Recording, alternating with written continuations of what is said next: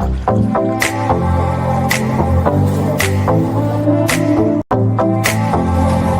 has been one hell of an experience.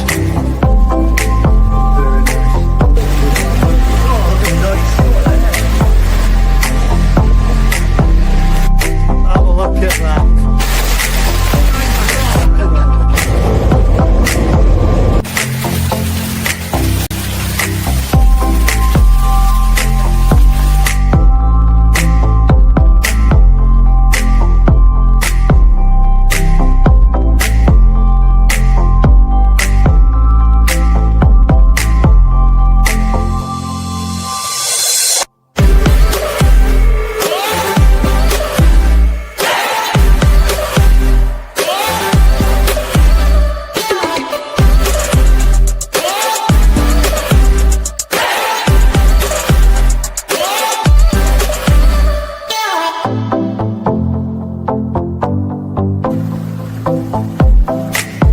Changing the car.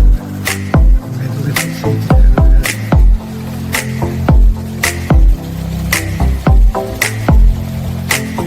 Into the little bush. You can see inside. Beautiful.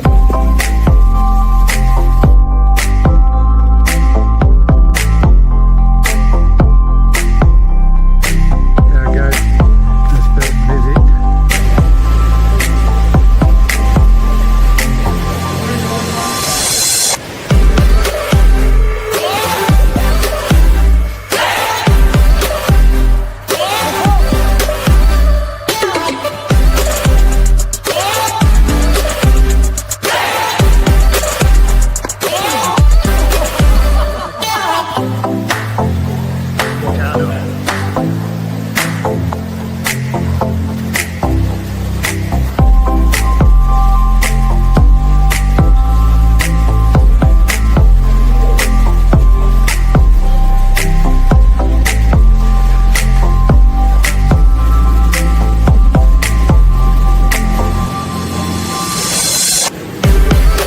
Picking up a ticket, randomly just come up.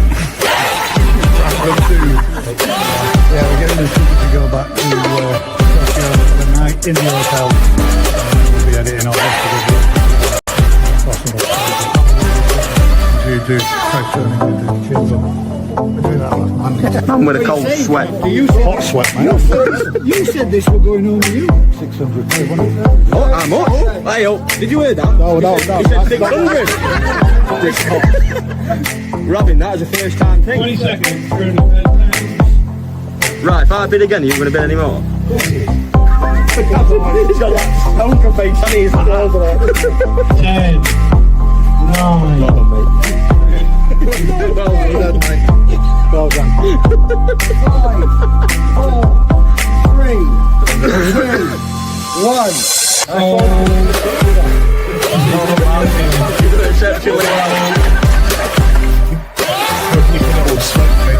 But then, do you not care? If you get a swipe, do you not? Does it not start to build up down? I had to do it. To be everything I've ever built on a slope, mate. I forgot everything. Shane's still laughing at it. It is definitely that last bit, mate. It does make me giggle every time I see it. Good evening, ladies and gents, and welcome back to this week's GKP Thursday Night Live. How you doing, bud? Are you well? Yeah, good. Got a bit of a panic on there. Shot in to pick up the tin because I thought, like, need some nibbles to eat. So I bought these. Chicken wings. Have you just Chicken realised you're wings. going to... Oh, my God. So that means And the these- hot and spicy. Inside the box, black gloves. So they're going to be a little bit on the warm side then, I reckon. Yeah, I'm not looking forward to going to the toilet in the morning. It's going to be hot when it comes out. Yeah, Apart from that, good week. That's the worst bit, mate, isn't it? That's the oh, you broke up a little bit then. The worst bit in it. It's not you might be all right tolerating him going down, but it's the getting rid of afterwards. Good evening, all, and thank you very much for joining us this evening. Rick will be with us. He sent us a message to say he's running behind a little bit, which is expected and understandable with the line of work that he's in and what he's doing. But he may also be taking the lad to, is it squash? Squash he plays? Squash. Yeah. He'll be on his way there or back from that. So He's doing really well with it as well, winning loads and loads of competitions. That's it. Well, at the end of the day, mate, if kids enjoying it, it's better than them sitting on their ass on an Xbox, isn't it? Actually out doing something and enjoying a sport and a hobby. So good on him. Good on him for getting out there and getting motivated. He's saying that though. I mean, Rick does as well, doesn't he? He plays a bit of football. He were talking about getting back into playing again and getting back on the team and being out there and playing football with lads again for a bit over there. I'm sure he said something about it. Yeah, he does. He plays on Tuesday night, I think it is. Yeah. Right. Even at his age. Even at his age, yeah. I mean, he is old as well. Definitely. He's actually a little younger than me, but all the same. As I did say the other week, and I'm going to do it, I'm going to give him a little shout out. Azakari are going to be doing me some merchandise. Oh, it's on the underside as well. So I am going to give him a bit of a plug, and I am going to be using them to do some merchandise. And not only am I going to get them to do a little bit of merchandise that they will be making all the proceeds and all the funds from, and nothing's going to be coming to me. So if you're buying it, you're purchasing it, you'll be supporting their company, and you'll be purchasing a little bit of my merchandise. But it's nothing cash back to me in any way, shape, or form. The old one, which is on the channel, is going to get removed on Friday night or Saturday when I get a chance to sit at the PC and get a few other bits and bats done and sorted out, and then an email put together through to Yatsu Koi for the merchandise that I would like them to do. And one thing I'm going to ask them to do is I'm going to ask them to do me a hoodie and a t-shirt, but I'm going to get my logo on there as one on the left hand, what do you call it? Sleeve, and then maybe something on the back section. And once I've got some on the back section, I'm going to get them to run with some of their own sort of flair to it and make something a little bit different. I don't want my logo just to be the only plain thing on there. I want it to be spiced up a little. But whilst I get them to do that, I'm also going to get them to produce me a design for a 3,000 subscriber giveaway. As we're getting, I think we're about 194 off, something like that, 194 or 193 to go. So I was thinking about doing the merchandise and getting them to do perhaps a hoodie in a design or however the individual would like to have their hoodie to look. And then also going to be adding to that a bit of a koi giveaway, and I'm going to do a little bit of a purchase through work, and then I'm hopefully thinking about perhaps picking up or purchasing a Nissai and then giving that away to the lucky subscriber that wins on the giveaway. So up and coming stuff for the very near future. We've got, what's that Mark says there, evening one and all. Gaz, Ryan's thing was impeccable. Auction finished just as you started. Perfectly timed, mate. That's what it was. There was some, Mark, if it's the fish that I thought there was, and if anybody's not on the exclusively Koi WhatsApp group, we are going around and we are harvesting the free ponds that we've been growing on our new stocking. And there is some absolutely stunning pieces that are coming out in there. Me and Kev did a little short. If you wanted to have a look, you can see one or two of them that have been in the video that I did yesterday, little short video that I did with one or two of the pieces that we pulled out and we were doing the photographs and videoing of. But there is a lot of new stuff going up on the website and some exceptionally nice pieces, especially the last one at the end of the short. But no doubt that won't hang around long. If anybody is interested, give us a message, drop us a call, or drop us a text or what have you, and we'll see where we can help if we can. Other than that, plug sides for work alongside. Have you got anything you'd like to plug and have a dabble at, Matt? Because to be fair to you, bud, you're probably one of the only ones that never really does. So this is your moment to shine. Nah, There we go. That was No, sweet. That was short you and know simple. me. Yeah. You don't like selling them anyway, do you? You prefer to keep them. I know I've been crying this week because I've been taking some out of the polytunnel, and some of them have been cracking fish, and I'm like, oh man. But I want to go back to Japan in February, so everything's got to go. That's it. That's the thing, mate. You got to push now to clear up and empty off, get rid of everything. Well, not some. I don't mean it in the sense of get rid kind of thing, but make room for new stock incoming. And that was one thing I wanted to talk about. What is it that you guys out there as the audience prefer to be involved with? Do you prefer the Tosai of the beginning of the season, or do you like to wait for the Nissai harvest coming up at the beginning of next month? Drop your comments in. Is it a Nissai thing you've been waiting for throughout all this season to get something new this time? Or is it something that you prefer to get, your Tosai, get them in small and grow them on big and watch them progress throughout a couple of seasons and then see how well you've done with your selections and your choices? What is it you prefer most, Matt? Do you prefer the Tosai or do you prefer the Nissai? Or bigger? Nissai, I think. Tosai's, it's a weird one, isn't it? Because you're taking a fish from 12, 16 cm up to 40 centimeters in a season. You're excited when you buy the Tosai because it's like, that's what you're seeing. Like everybody saw me and Rick over in Japan. You're buying those fish and it's like, have I got the eye? Have I got the eye? But now when you're actually bringing them out as technically Nissai, it's like, yeah, they're banging. So you select, so the fish and stuff that you selected, you're happy with how you picked and your progressive choices that you made throughout, and they've come on exactly as you expected, or have you had any of that of you probably not doing what you thought they might in such? I reckon on average, and it definitely pays 100% to go over and actually pick and hand select rather than console. Definitely. Yeah. When I look at the return, probably 90% of the fish that we bought when we were over there have turned out to be what we sort of expected and done what we expected. And then you would get the odd one or two that would just literally just drop every single colour.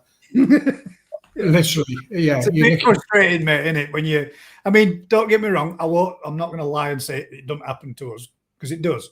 And the numbers that we get in more so than what you do. So obviously there's a fair good few of them. But to be fair, there's even a market for people that just want a plain simple fish that has dropped off its colours. I mean, if its body and its profile is still good, all right, it's not got all those lovely colours like it should have. But sometimes if they lose a bit of Benny and they develop a little bit more Sumi, the fish can still be quite appealing in some sense. But if it loses everything, then it normally becomes a Shuramuji, doesn't it? Or a metallic. I'm glad you're saying that, Gab, because it gives me more hope to get rid of the one-eyed monster that's down the bottom. Well, I mean, there's you might not be able to get rid of a one-eyed monster. What about the one pecked one? He's already gone. He already went.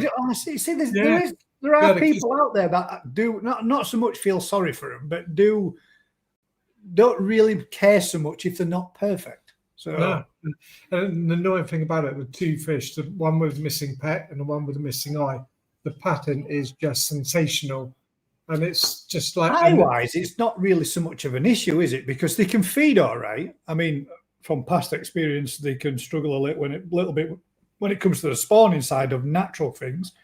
But feeding-wise, and being in the mix with other fish, they don't tend to seem to be any real issue to them, do they? They exist, and I mean, I know people that have had fish with no eyes and still have to individually feed that fish, but they still sense, still other senses that they can find him and still get to feed all right. But yeah, I suppose in captivity, it's not really as much of a bigger deal, is it? No. Oh, Richard Perkins says it's growing well. I got the one peck. There we go. Oh, see, Richard is one of those gentlemen that's not all that fussy. End of the day, if the fish is healthy and it looks good and it managed to get past both Rick and Matt, most people wouldn't ever notice. They'd probably just think at the glance at your pond or, 5-10 minutes stood outside of it looking that the fish was either holding one peck in or, swimming around and they just miss it. So with a good number of fish. 3 people missed it. And then from memory, I think Richard missed it. He spotted And the fish. thing is, you missed it within sort of like 2 foot from you as well. And on a pan net that was identifiably white so that you can see the fish better. There you go. I've got a biter for the one-eyed fish. I'm not joking. There you go. See, you didn't want to plug yourself, but you managed to sell the one-eyed fish. Let's have a quick look there with Paul Windmill says no idea. Mark says I just like both. Andrew Murrell says, Matt, are you taking Rick with you in February? Somebody will be coming with me. Oh, there we go. Oh, Paul Cunningham says both. See, that's Paul likes the best of both worlds, and so he likes to get a nice little Tosai in, but he also is interested in a Nissai and waiting for this time of year because this is the hype of it all, isn't it? There's the beginning of the season, fish are coming in, new stock arriving, and then you get all. I mean, I got to see all this, so I mean, the hype was there for me throughout, but I've not seen yet. I mean, yes, I've seen Nissai there at work, but I haven't seen the Nissai harvest coming back to work. Those were already there when I arrived, and most of them had already been in before I got there to actually work for Exclusively Koi. So I'm looking forward to seeing what actually does come in and experiencing it for myself. The downside to that is it's like you said, we are now in the process of getting all this last of the stuff that we've grown on. All those fish are now getting processed, photographed and videoed, and we're getting those, moved into ponds ready for sales. That now, I mean, it was even more so eerie the other day when we had a bit of a power cut, but now we've got like maybe 5 or 6 vats that are shut down, ready in preparation, all cleaned out, filters all cleaned out, all sterilized off, all ready to be the harvest Ryan being over there for 6 weeks, going over to pick up new stock for the harvest or from the Nissai harvest, and then new stock will be coming in. So we're in a process now of moving the stuff all down the polytunnel to get them all into the tanks that we want to keep our remaining stock in, and then progressively cleaning down and preparing stuff ready for like the brand new ponds that we've just built this season for cooling fish down are going to be getting wrapped up, closed up and shut down because we're no longer going to have a need for bringing fish out to cool them off, because although we're not actually there yet, we're not actually in autumn until I think it's the 22nd or 23rd of this month, and we officially hit autumn. And then obviously from autumn we're into winter at something like 23rd of December or something daft like that.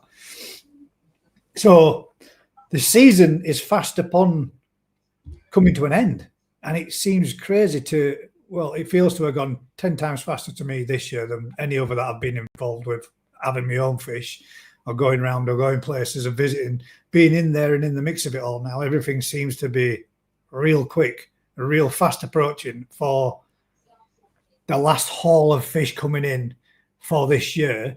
And then after that, it'll be kicking off all over again with going out there and picking up and getting stock for Tosai again. It's just mad. It seems crazy to have gone so fast. But it's a new experience. So we've got Simon that says, I prefer the GSWAD Grow and Show with a difference aspect, comes with highs but also the lows. I mean, yeah, that's literally taking stuff from, little inch fry up to whatever you can get out of them throughout your first summer season, doesn't it? So yeah, I appreciate the fun of that, Simon, myself. It's good to see little things that you choose and you pick and you select through, thinking that you hope your eye's right with this pattern, that pattern, whatever, and then watching it progress and see how it changes throughout the the growing period, and then seeing what your eyes actually done for you when you come to actual selecting of it. So yeah, I'd agree with that. So it would be something I'd like to do myself again, but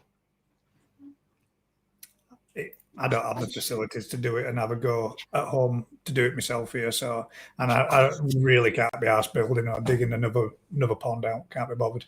So it'll be something I just get to enjoy through work now instead. Jonathan says, excited for Tosai in spring, gutted by the autumn when you ruin it.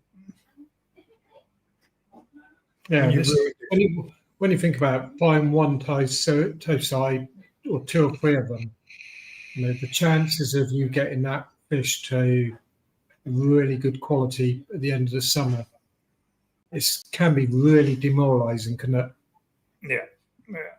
I mean, if you're getting in something, if you're having something brought over now, or in the next couple of months, and you're picking something, you got to be getting that body on it and to get that, you know, size on it that you want to do. You're not going to get much more out of the remainder of this year unless you heat it, are you? So you got to have the proper pond for it if you wanted to still keep working on your fish throughout the winter period and still keeping body and getting more body and more size to them. Not like me out there when they just try to get as much into them through summer months as you can. Mine are still feeding really well though, to be completely fair. They've still got the feeder back on that. They're getting 6 feeds a day, and they're still slamming it down the necks. They're still putting some size on, but obviously not. Does the Alpha X do the job? So far, well, I've got this weekend. I've just put the UV back on this morning. So both UVs are back on. I'm saying both. The UV's back on. So that's gone back on. And technically tomorrow it's a week bang on. So that they've had it and they've had the treatment in. So they've had the 7 days. So I'll be doing a good water change to make sure I get all that out. But the one particular fish, I do think it's got some bit of slight gill damage. And having a couple of chats with, you know, a few people, I'm going to go in with a bacterial treatment just to make sure. And I'm going to do a CT treatment over 4 or 5 days, starting from the weekend when I go out there and do a good filter clean, just to make sure that it's not anything, you know, untowards on the actual fish's gills. It doesn't look like it, but rather than risk it, I'm going to give it a CT treatment and do I think it's 4 or 5 day course for the bacterial side of things, and just make sure that everything in there is tip-top condition, and hopefully that fish will come good through it without having to. I don't want to go in with any more treatments, as in harsher chemicals. I have to do a scrape this weekend, but I think the reaction by everybody in there's no flashing, no flicking, everything looks good. Everybody seems to be active to say the water has cooled down as much as what it has done, because we're down to about 17 degrees now. Because you use it a lot of work as well, don't you? Not a lot, but it's our go-to if we want to. Yeah, we don't use it. To be fair, that's one thing we don't use a great deal, but we do use all the products that I use now are exactly what I use at work. And I find if I do the regimes that we do at work, it gets the problem and the issue sorted out. And that's we're having a chat with Andy. We were having a natter about it just before Friday last week. We were having a bit of a natter about it, and it's his advice that belts and braces to make sure that we definitely make sure that everything's 100% and cleaned up in there. Why do you think it is that the Alpha X isn't widely spoken about? Alpha X? Yeah. It's not a lot of people do use it, do they? To be fair, it's not a... But the thing is with... Hey, good evening, Rick. Apologies. No, you're good, mate. Don't have to apologise. Well, we'll just finish what we were talking, and then we'll do the got a good weeks and all the rest of it. It's a good tonic treatment as well. You know, if you've got a pond of fish that are just looking a little bit off, a smaller, slight dose seems to perk them up no end. as well as. So And it's weird because even on Facebook, if somebody's got white spot or somebody's got trichodina, costia, whatever, you would hear all the different treatments, PPE, etc., but you hardly ever hear anybody say use Alpharex. And every time I've used it, it's done the job. I think to be fair, a lot of people, when some people use Alprex, they either overdose or think they need to put in more than what they should do, and it causes problems, mate. It is one of those treatments that if you do it wrong or put too much in, then everything will just belly up. Because I'm not so sure if it's a lack of oxygen because of the treatment's too much or what it is that actually does it, but yeah, it can go wrong pretty badly. If that's why I've stuck with the recommended dose and done it over a 2-day treatment, and fingers crossed everything looks good. I'll know for sure come this weekend, and I'm going to stick a little hopefully a little video out there and get it put out as to why, what I've done. Yeah. Do you use it? How's your week been? Good week. We don't really use it, no. It's only a combination of malachite and acroflavin. It's a combi treatment, isn't it? Yeah. So it's one of those that we use the ingredients, but as separate entities. Yeah. So yeah. But would that be the case, Rick? Though that's more because as a farm you can get both of those more readily available separate, and it's a cheaper way of doing it than buying, like for a hobbyist. Probably would be cheaper for us as well, like to do it by mixing it. But as a farm, you would buy more bulk of the two to use in combination together if you needed to. But you'd probably use the two products separately as well. Yeah, so we do use the liquid treatments on the smaller setups, but yeah, you buy in powder. So 100 grams of malachite, for instance, might treat 10 million gallons of water. It's pokey. And same with acroflavin, you buy it as a tub that will treat, so you use in a gram to make a 10-litre stock solution that's still stronger than the off-the-shelf bottles. Off-the-shelf bottle. Yeah. But so we use it. I mean, it's one of those treatments. Years ago, there used to be a white spot treatment, which was the same ingredients. It was really good, but in a little for aquariums, little drip. And it's just one of those things. We don't really use Colombo stuff, not because it's good or bad. It's just not something that we have on stock. We don't stock dry stuff, do we? So, not to say I wouldn't use it. I'd definitely use it if it works for something. Well, I mean, I've found that when I've seen it used as a tonic as such at work, it seemed to have a really positive effect. And when I've seen it being used, personally, for parasites or whatever, it's had a positive. I suppose it's if you use something and you see it does its job, then it gives you the confidence to use it personally, like me now back here at home. As Gary's just said there, Alprex is quite expensive, but you need a KH of 5+, which it does stipulate. And yeah, you're right, mate, you do. But personally, myself, mate, if I was putting any form of treatment in, I would like to think that my KH was 5+ regardless, just because I like to keep my KH at 6 and 7 if I can throughout, rather than letting it drop off. Because I've done that once and I had a big problem when it dropped off. I ended up having a lot of a real high KH dropped, pH dropped, ammonia spiked, and caused a lot of damage to my fish. So I don't want to go there again. No, my KH is always around 7. And then over the last 10 days, we've had 6.5 inches of rain, and it's dropped 3.5 today. You could just see when I dropped it in, it started to change and then stayed at blue. But yeah, it's amazing what that rainwater does. But that was once we had like a real deluge of rain, though, didn't we? It was biblical. I mean, at work, I did record it because it was. I thought when I were in the polytunnel, I'm thinking, Jesus Christ, man, this hail is hitting this polytunnel. I don't know how that's not popping straight through it because it belted it down, and it was biblical in a sense. It was absolutely mental. And I was sat there thinking, any minute here, good evening, any minute here, this is going to be, you know, because wind got up as well, and then rain started coming, then the lightning started coming, and I'm thinking, shit, man, I'm not so sure about being in here. I'm thinking about, I prefer the other new koi house over there because it's got a solid roof on than this one. But it was proper bad. Didn't half come down. So what, does anyone know why Alperex needs to be the higher KH then? Because I was hoping you were going to tell us. Well, no, because I use malachite and acroflavor, and our KH is never that high ever anywhere.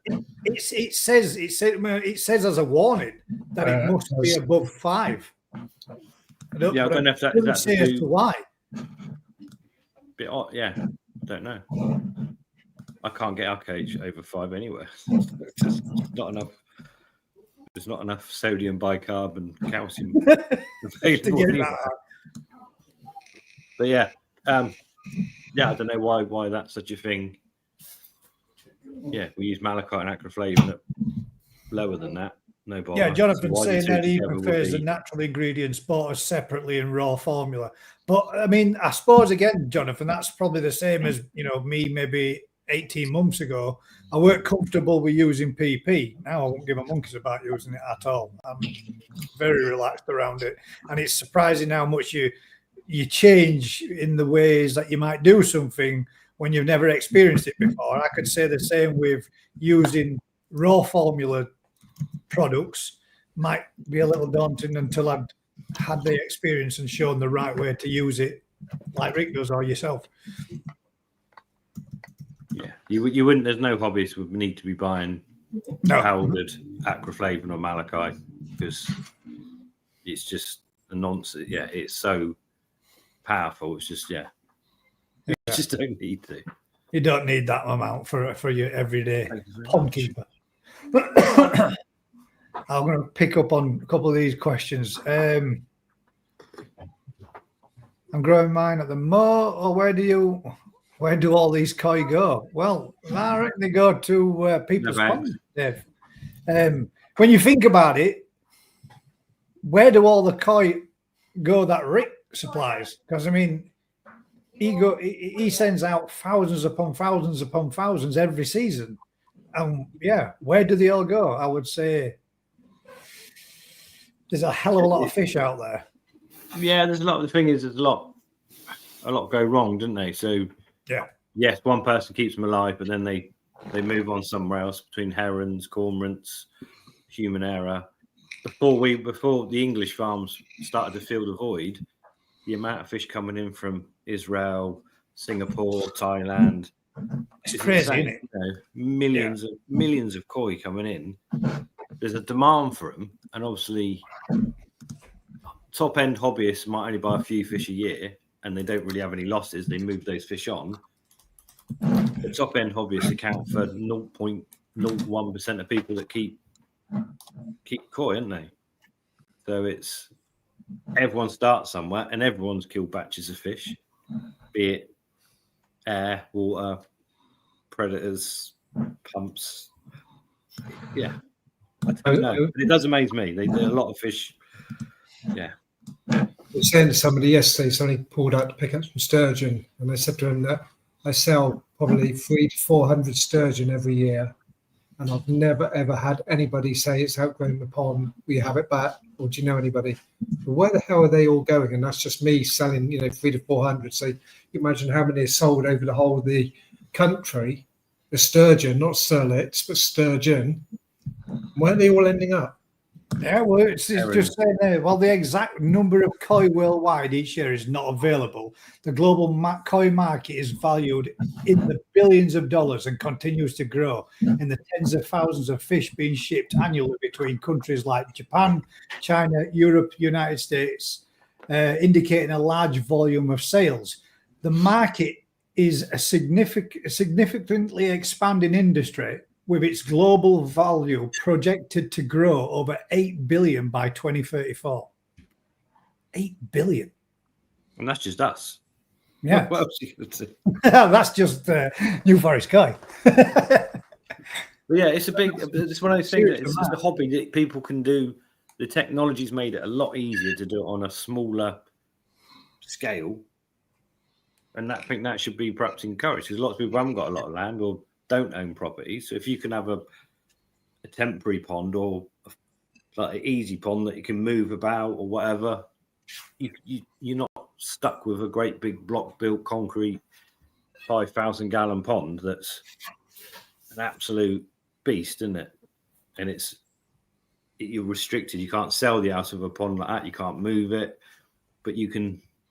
Yeah, these more temporary things opens the door to a lot more people to try and keep it. It does, doesn't it? I suppose, and especially in the manner of how you've said, it's so quick and easy. If you wanted to have a dabble at doing a pond, that you can go out there and pretty much for about £300 or 400 quid buy yourself a filter system, a pump, a temporary pool, and grow some fry on for a season to see if you like it. Yeah, well, it could be from a quarantine pond to an on-growing setup to just seeing how you get on. A lot of people do it for their kids as well. The kids reach an age at 13, 14, take an interest. You set up something, and there's something you can interact with your teenagers or whatever for a few years before they fly the coop or whatever they do. I don't know. It's just, yeah, it's a growing. It's one of those. Hopefully, it's a growing market. But that they don't live forever, do they? There says it's definitely projecting to grow and continue to grow right through to 2034. But that's global. So Asia's massive. Asia was grown massively the last few years, isn't it? Especially in the koi world. And America's growing pretty rapidly. Well, through Heathrow, the animal centre where we pick up the fish, they bring in 28 million fish come into the UK through Heathrow, live fish. Oh, shit. That's just Heathrow, because they're coming through Manchester as well, don't they?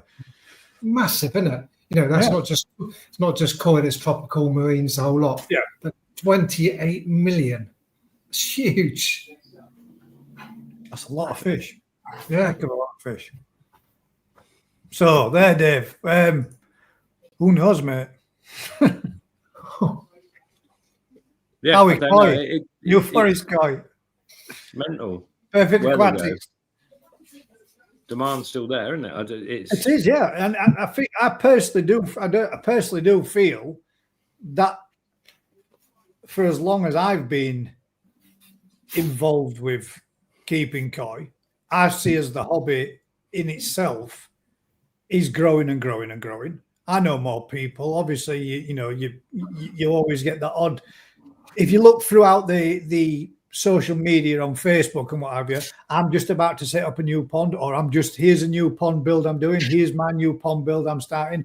I'm expanding. I'm building another pond. It's these people that are in the hobby progressing through it and expanding and doing more and more in the gardens year in, year out. Yeah, that's got to be good. Isn't it? I know there's people leave the hobby as well because energy costs. That was a big thing. COVID brought a lot of people into it. Then the energy hike prices. So a lot of people then decided actually it's not for them or whatever. But you'll get those swings continually, Yeah, cycle up and down. It is what it is. Yeah. We were talking. Well, me and Matt were talking earlier on. Just Matt has asked you two guys, and I will go through a few more of the comments that people in. Which is it that you prefer throughout the season? Do you prefer the Tosai start of the season, the spawning for yourself, or the Nissai harvest and this time of the season that we're about to ship and transfer into the next sort of stage before the season comes to a finale? For us, there is no. Well, yeah. There's loads of people doing end of season sales already and all that kind of stuff. We've not even started harvest, so ours is just gearing up to our busiest time. For me, it's seeing the Tosai now, the proper Tosai, this year's stuff. Yeah. What they're doing when you harvest them, and the fruits of your sort of labours. That's from the spawning to that is the best period. But yeah, like I say, that we're just trying to start working out this event we're doing in October. The planning starts now to get all the fish. So I'm hoping to have over 1,000 Nissai available for that event. So some people are going end of season, and we're just going, this is our biggest bit of the season. Totally different, isn't it? It's poles apart. The downside, we have to offer, when we're selling fish then, a lot of people, because of the mental stigma of buying fish that late in the season, don't want to take the fish. So that's it. Which is not true at all, is it? There's nothing wrong with moving fish in cooler waters to cooler waters. It's less stress. There has to be, they've got to be acclimatized. So obviously, whereas ours are acclimatized to that and not a problem. If they've been kept warm, you don't really want to expect a customer without any heating in their pond to take fish that have never been cold before. Yeah, obviously. So it's all kind of relative to situations, isn't it? But we're a farm and a shop. So for a while, haven't we? It's all relative. No, it's all relative. It's relative, isn't it? It is. So we don't really see that. There's periods. Yeah, I like the harvest period. I like the spawning period. The winter's the one for me. It's just, if I didn't have Matt Shoot to go to with the dogs, I don't know what I'd do. Well, that leads us to Jonathan's question there a little bit, kind of touched on and covered. Question: are you better buying Tosai in October or spring if you're heated stroke indoors? Let Crafty get a voice in. Depends what you're after, doesn't it? It's all relative, isn't it? If you're going for the cream, you're best off getting in early when all the fresh stock's in. However, some of the fish turn better as the season goes on. A little bit more size, less risk. I don't think there's a real blossomed a little more as well. Can look better at the correct time. I just think it's, if you want to get on the bandwagon and get your sleeves rolled up with all the thousands of fish that come through for the new season, this season ain't even finished yet. What are we talking about next season? Well, I'm not saying it's this season's finished, but the next stage of this season is the Nissai harvest, isn't it? Literally next month is what's going to be going on, and it's all about to kick off. And that's not the indication of the end of the season, but it's the next stage of this throughout the koi keeping period season. Yeah, the let's say the wagon wheel keeps turning, doesn't it, year in, year out?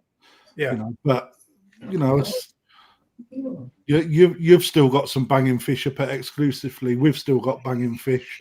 Matt's still got banging fish without a shadow of doubt. And I had the conversation last year. It's like when you start dipping in the ponds, how many nice fish come out, but they've been there the whole season. The thing, yeah, exactly. But the thing that you start noticing now is fish that you were looking at, same stock.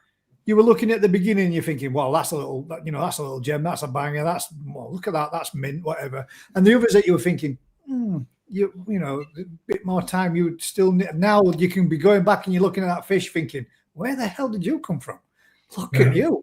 Look how the Sumi's developed on that. And you look at the fish and you think, that's sweet. I mean, I'll give you a prime example. Over there, a gentleman asked me for 5 particular fish, and I went through and I selected them, and I thought, now, I've looked in there, I've looked in there hundreds and hundreds of times, and I thought, my God, that little Sankey in there. Oh, he said he wanted a Sankey. That's a stunning little gem. And now you can really see that fish beforehand looked more like a 2-step kahaku, but now has turned into a blossoming 2-step kahaku pattern Sankey, which has now started to develop Tijeme in the pecs. It's got some nice little Sumi spots coming up, well placed on it.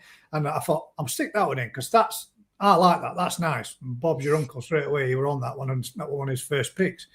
But I could dare say that I've probably looked at that fish in months gone by and thought, you know what I mean? Yeah. But now, looking at that fish, wow, kind of a fish, how it's changed and developed and come through. To go back to the original question, there isn't the best time. It's what time suits you is the answer. Yeah.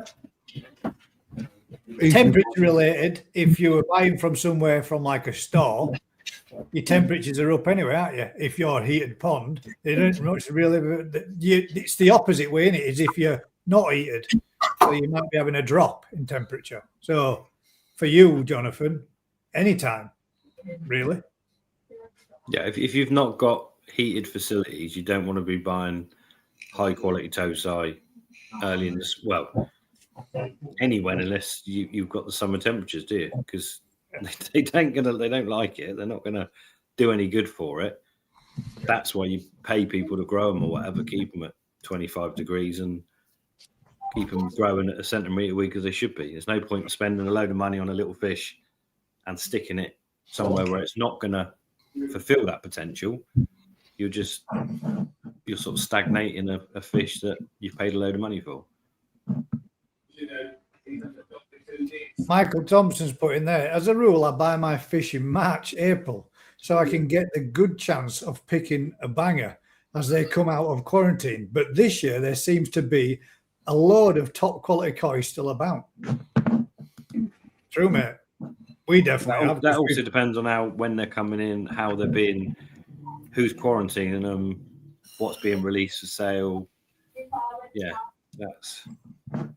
Yeah, I would take Matt's fish and the ones we bought in Japan in February. I think you're just starting to sell yours now, aren't you? Yeah, just start. We haven't even.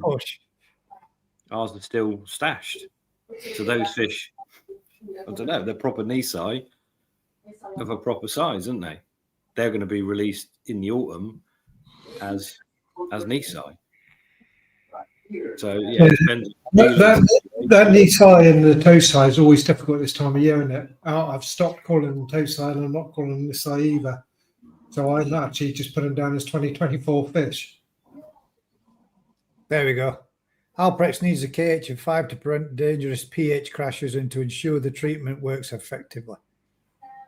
But why does a pH crash, Crafty? I don't fucking know. What is it that? The individual ingredients. It's because it's an oxidizing treatment, so it will affect the pH as a result of how it works in the water. Yeah, but the individual malachite and acroflavin don't generally react. It might be a safety. I only heard about Alfrex. Yeah, that's what it is, isn't it? It's just a combination of them. Yeah, it's like it's a treatment. You just two that are banged together, like malachite and formalin, whatever they brand it under, and everything else. I wonder if there's something else in it. Alkalinity, doesn't it? Which is why the pH will crash on its ass. So you have to have a decent amount of pH in there, so it's able to buffer and work. If you crash it down to a 0, then game over, isn't it? It doesn't say that in the literature, though, does it? It doesn't give you an explanation as to why, which I would have thought, personally, I would have liked to have known why, but I've just thought it says to do it. Let's make sure it's right. But yeah, I would have, if that's what it is and that's the reason why, then that makes a valid reason as to why. But why does it do it?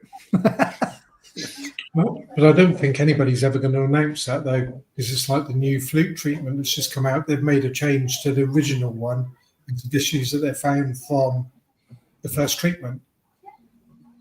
It's like, well, how can they do that? And if it works and it kills flukes, people will buy it. And if there's an issue that gets flagged up, then who really knows what the oxidizing process is? Who's looked down that far to actually see what oxidizing does in water? It's people use the words, but when you start to look into the science of it, it's actually quite amazing what it does with oxidization. Same as PP. If you crash your KH and your pH drops as a result of the alkalinity really dropping quickly, there's no recovery, and the fish don't like that change in the water so fast because they've got no way of adjusting to it, which is why they tend to roll. And that's why when a lot of people put in that little bit more, they end up nailing all the fish because they end up with a KH crash. You can if you dose your pond to bring your KH up, you can still use Alfrex as well. But you've got to do it gradually. But then at that point, at what point, if you're combating an issue, you're going to dose up your water in order to try and defeat the issue that you're fighting. There's other treatments out there that do the same thing. It's not one I've got that much experience of, so I can't really comment. But I have looked into it, and it is just those base ingredients are what we use anyway. So it's just a combination job. But why it would have more of an effect, or whether it's just a manufacturer's putting a safety thing in, going, let's make sure people's waters are pretty stable before you use it, because if your water's not stable and use it, Jonathan stated there, he says, I've heard varying reports, but from experience, it does smash the KH and pH down over 2 days. Well, I've tested mine in the 2 days that I've put in, and it's neither affected my pH or my KH. It differs, though, Gus. It depends how stable your water is as well. Yeah, but I mean, I always dose mine for KH because I don't have any in my water when I put it in to do a water change, so I have to do anyway, regardless. So that might be the case as to why, because I dose mine prior to treating it, the next day treated. So, what's your water like, Rich, KH wise, down your neck of the woods? Ours are soft, but very soft. Yeah. Where is your water coming from then, Rich? On the farm, it's coming from like a spate stream and a spring. And then up in the shop, we use basically tap water, which is harder and more stable, because that's what everyone else has got in it. So we try and make sure that the fish are used to the water they're basically heading off to. But if we get a customer come from London, their water's solid, 10 times harder than ours. It's and we solid. Get a customer from Wales, and it's softer.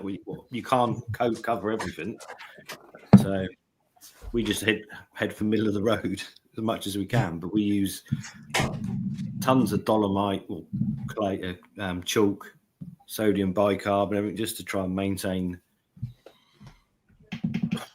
what we can. Yeah, across the board. That's kind of stable, but yeah, very rarely have we got in anywhere on the farm where we got a KH above 3. That's even the tap water stuff from the shop. Tap water, no, around the shop will be higher, but that soon drops as well because we don't use a lot of. Those systems are just continue rolling, aren't they? I had a customer today that had over 20 KH. The KH out of the tap at 20. Apparently so, yeah. Yeah, but you boil one kettle, and your kettle must be just like a chunk of. Yeah, just. I didn't question it too much. I'd be more concerned about getting the vial and going 20 drops in now. Oh, that's another bottle. Another one. One test done. Yeah, there will be at some point to that question. Oh, yes. There we go. There will be at some point, mate. What's that one there? Somebody else just put. Most people buy koi for the garden ponds and kill them in the first winter. I mean, that's a bit harsh, Jonathan. I mean, some people might lose the odd fish. Some people lose all the stock, when things go wrong. But I don't think everybody kills most of their fish that they had. And the vast majority of koi keepers out there don't lose all the fish every winter and replace them come spring. No, but you'd be amazed how many people do lose a lot of fish more often than they should through pH crashes. Yeah, I can believe it. Oxygen, neglect. Yeah, and just going on holiday and having someone else feed them. I've lost fish this year purely because I missed something on scrapes. But that's not neglect, guys. That's I know, but it still pisses you off, mate, when you know that you've done it and it's on you. How many of us, when we first started keeping koi, lost koi? We've all lost. I've lost more koi than probably any, haven't I? When you first start, right, you keep adding more to your pond because you've fallen in love with the hobby. Your filter's then not up to sync, is it? and then you start getting water issues, and then all your fish start dying. Then you get parasites and kill some more. You don't know, you just think they die, right? And then you start looking into it and realise there's a lot more to it. Yeah. You know? And then you change some, put more fish in, come across another issue, lose a few more koi. It's only when you really get into the hobby enough to understand how important certain aspects are to keep your fish going. That And really, but there's tiers to that though, Crafty, and all, isn't there? I mean, literally, there's absolutely. You get your basic everyday pond, small, cheap little filter system. You get parasites. You find out what they are by going and asking your local dealer. They give you something until you killed fish. Yeah. Or you get white spot and it covers your fish that much that it can't see where it's going, and then it dies 24 hours later. You know, you ain't got a clue about what's really going on. When you see them flash, you don't even realise what they're doing, right? You don't realise there's potential issues somewhere. But then you get some people that go to the. I mean, I'm not saying it's an extreme, but it is in comparison to somebody that's just built the first pond with filtration systems that are like works of art, ponds that are tens of thousands of gallons, and then they've got, you know, what they call the system, RO systems on the filtration, and they're taking out all these kind of stuff and then putting all the other stuff back in again to make it, you know, there is tiers of everything in there all the way up for people to go through and progressively, well, start off killing them and stop killing that fish. It's true though, isn't it? It's true. Yeah, but if you're buying big, high quality fish and you've got the knowledge, you really don't lose any, do you? Unless you introduce some in, which you shouldn't, because you should be quarantining and buying from the right places. You really don't lose fish. But yeah, it's those moments of madness where you put a fish in from somewhere, your friend buys you a fish, or somebody next door died and they got some fish and you chuck them in, or someone does it when you're not aware of it. That's the biggest one. That's the one, and if you'll know, Crafty, and both all of you you'll have all seen it, you know, where you'll get a statement that'll say something like, "I got a 22-inch Sumi the other day, and I paid £150 for it. Do you think that was a bargain?" Well, yes, it might be if you like the fish and you paid 120 quid for it, but it might come with a whole shitload of other problems. But you might not. You might be lucky. I've had 4 this week, actually. It's funny you mention it. That they've basically, and they all refer to them as, "I rescued a fish." Yeah. Now my fish has got ulcers. Yeah. And I'm like, problem is that ulcers is a real difficult one, because how do you treat a pond that's gone down with ulcers? Oh, yeah, we don't go down that roundabout again. We've been down that many times. Yeah. It is just that is probably, in some ways, worse than having cage free or whatever. At least cage free, you lose most of your fish and you basically then destroy the rest. But with ulcers, it's just an ongoing nightmare. Proper ulcers. But yeah, they're nowhere near as common as they used to be. And with good husbandry and care about what you buy, you shouldn't have a problem with them. It's just rescuing fish is not a great idea in that scenario. But, yes, we'll skip that one. Yeah.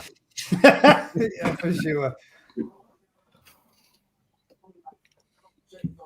I cannot believe. Well, Colin says I cannot believe. I believe the 6 kois pulled out Crafty's vats on Sunday. Bangers. Nobody spotted them at all. See, that's my point. You can go a whole season, Colin. I was pissed, mate. Oh, yeah. That's literally the prime example of what I was talking about. Maybe those particular fish. I moved a Kobayashi Aragoki that had really started doing well, right? And I thought, I'm going to take that home. So I moved it out the sail ponds into another pond out the way. I said to Harry, "Box that up for me tonight, mate. I want to take it home." And he was like, "Yeah, cool." Fucking Lee Hadfield comes down at the weekend, doesn't he? Right? And he, "Hey, check that out." Yeah. He turns around and he's like, "Are you hiding fish?" I was like, "No." He said, "What's that in here?" I was like, "I was having that fish." He said, "Not now." It's fucking out it come. And it weren't staged. It's like I was gen up, mate, moved it so I could bring it home. Because that one I took off you, Rick, that Achiba looking one, the Aragoki, mate, that's fucking put some right size on. And I thought that needs a companion, man. That needs a companion.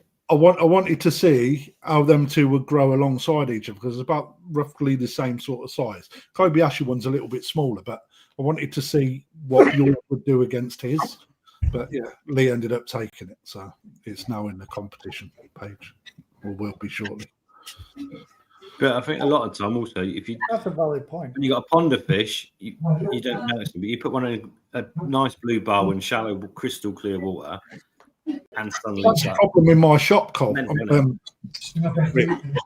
You know, down yours in your sales shops, your water is so gin, it's great, right? Them fish glide through that water like it's not there. But ours, mate, it's just so difficult to get that water looking crystal clear. We can do it, but keeping it that way is just so difficult. We just don't have the time to constantly clean out everything to get it back to the levels it should be. But you know, Trickle in, trickle out. Can't no, mate. With the amount of ponds we've got, mate, it's just fucking the water bill's atrocious. Yeah, there is that to it in there as well. You know, yeah, if you're metered, it's not just the water you use, isn't it? Because you then your sewage or whatever wastewater gets wanged on as well. Just a double whammy, isn't it? yeah, just bill you twice for it, man. Yeah, but you do notice we have fish in the shop that go months, and you bowl it up for one person, put it in that crystal, nice blue bowl and whatever. Start looking at it, and the next person's over your shoulder, and next thing you know, there's two people want the same fish that's been there for fighting ages. over it. Yeah. Yes, But absolutely. You know? yeah, But, good. So it should be in it. Just keep bowling fish. Quick question there from Paul. Looking to buy a in-wall skimmer, unsure what to go for. I've seen the PVC ones and now the ones made by Easy Ponds, but it looks like Easy ones could allow the koi to swim into it a lot. I mean, how big are the slots and how big are your fish to be able to swim into those slots? hang on, guys. Let me send you a picture, mate, because I took a picture of the easy one. Sad, isn't it? If I've still got it, I might have deleted it. Let me have a look. That's all weird. Paul Hutchinson says, I've lost 2 fish in 15 years. Before that, lost a few in the learning years. LOL, probably just jinxed myself. Yeah, maybe, Paul, maybe that. Maybe I shouldn't have read that out. I hope to God you don't, Paul, that is for sure. Been there, done that, Matt. Fecking stressful. Susan says.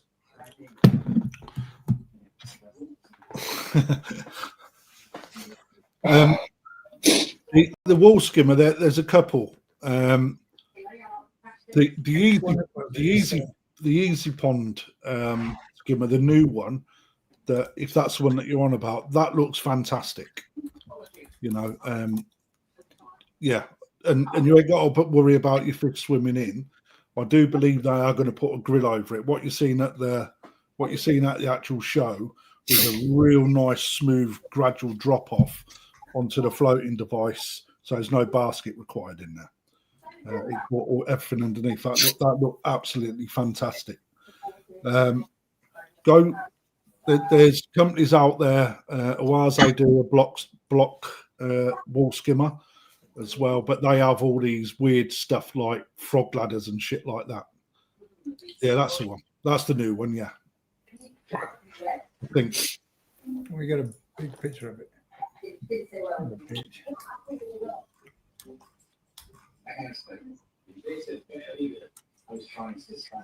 So, I mean, you're going to have a pretty small fish to get in there, aren't you? Mate, I ain't even got a grill over my skimmer. I don't have no issues. None at all. It's finished better than that now, Gaz.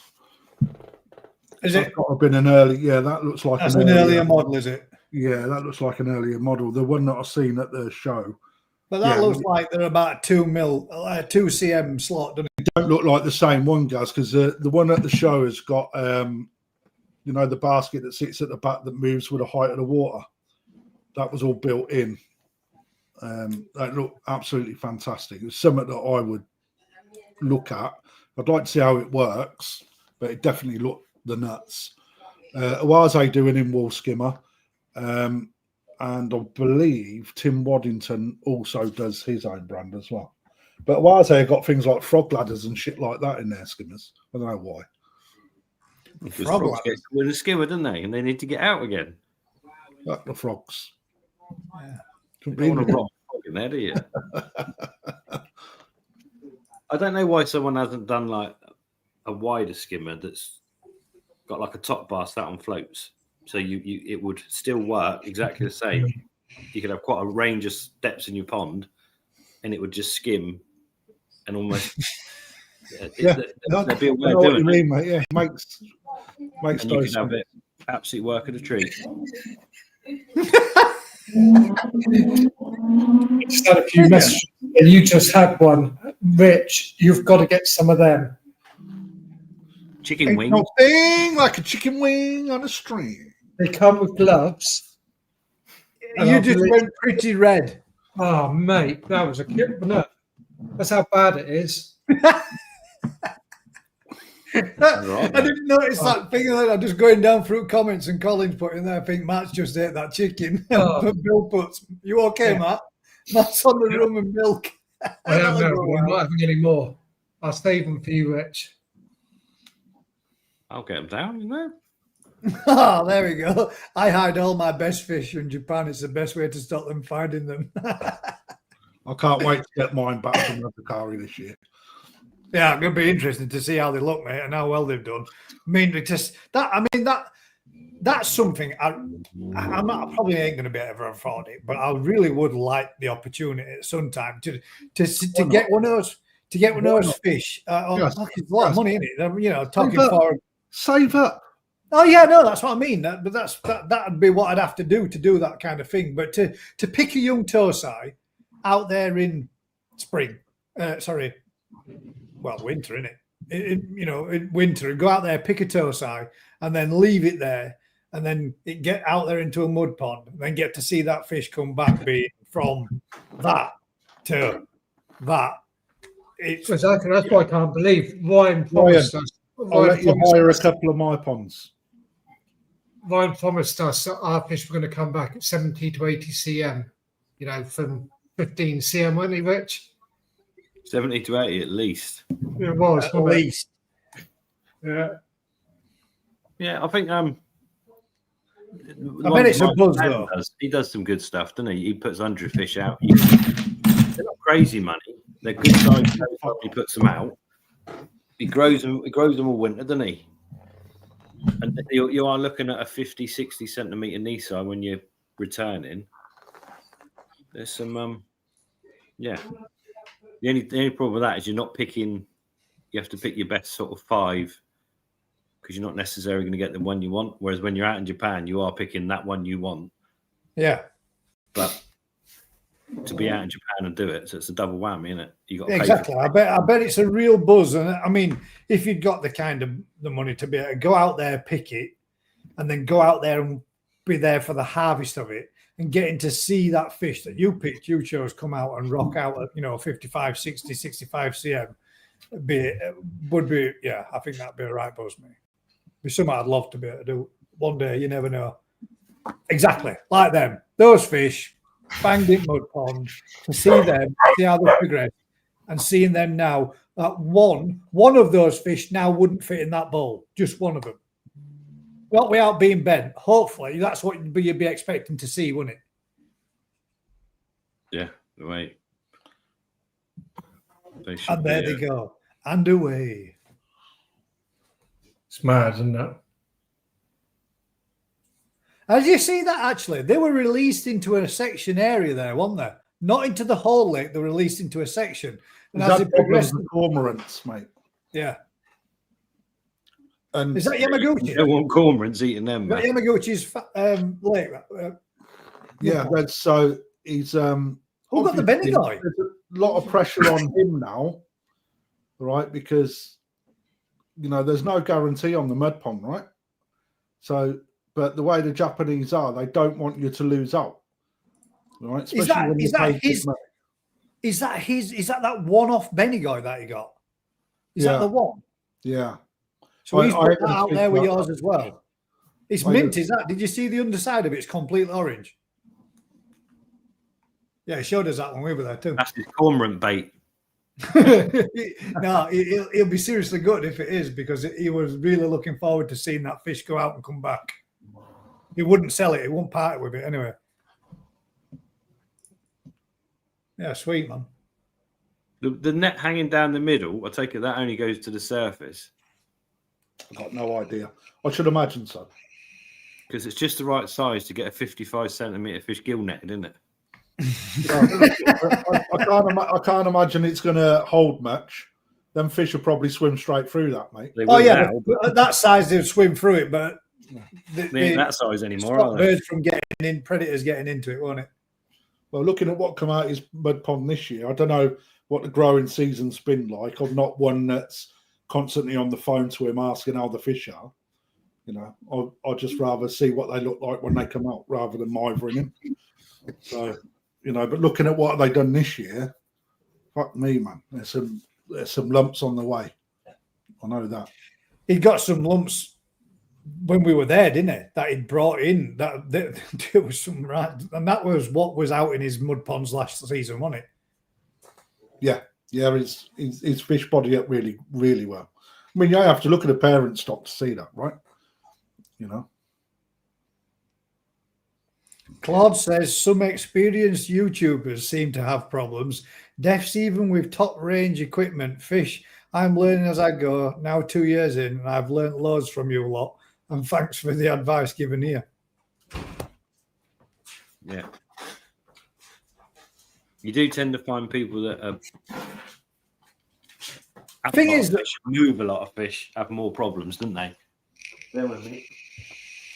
The thing to think on is when most people say that, a lot of YouTubers have problems, the hobbyists the same. Just because they record their findings, their experiences and what they do, a lot of them don't actually give a lot of advice as to say, you should do this, you should do that, you should do the other.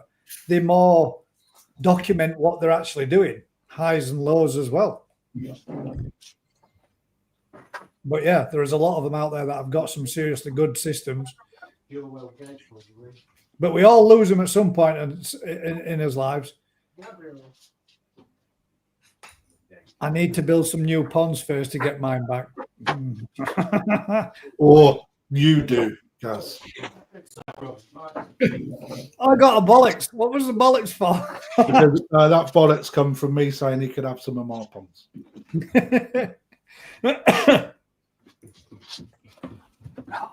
Delivery, not for me. And that was probably a right statement as well. Yeah, I need to build some new ponds first to get mine back. What? That was probably a true statement, Crafty.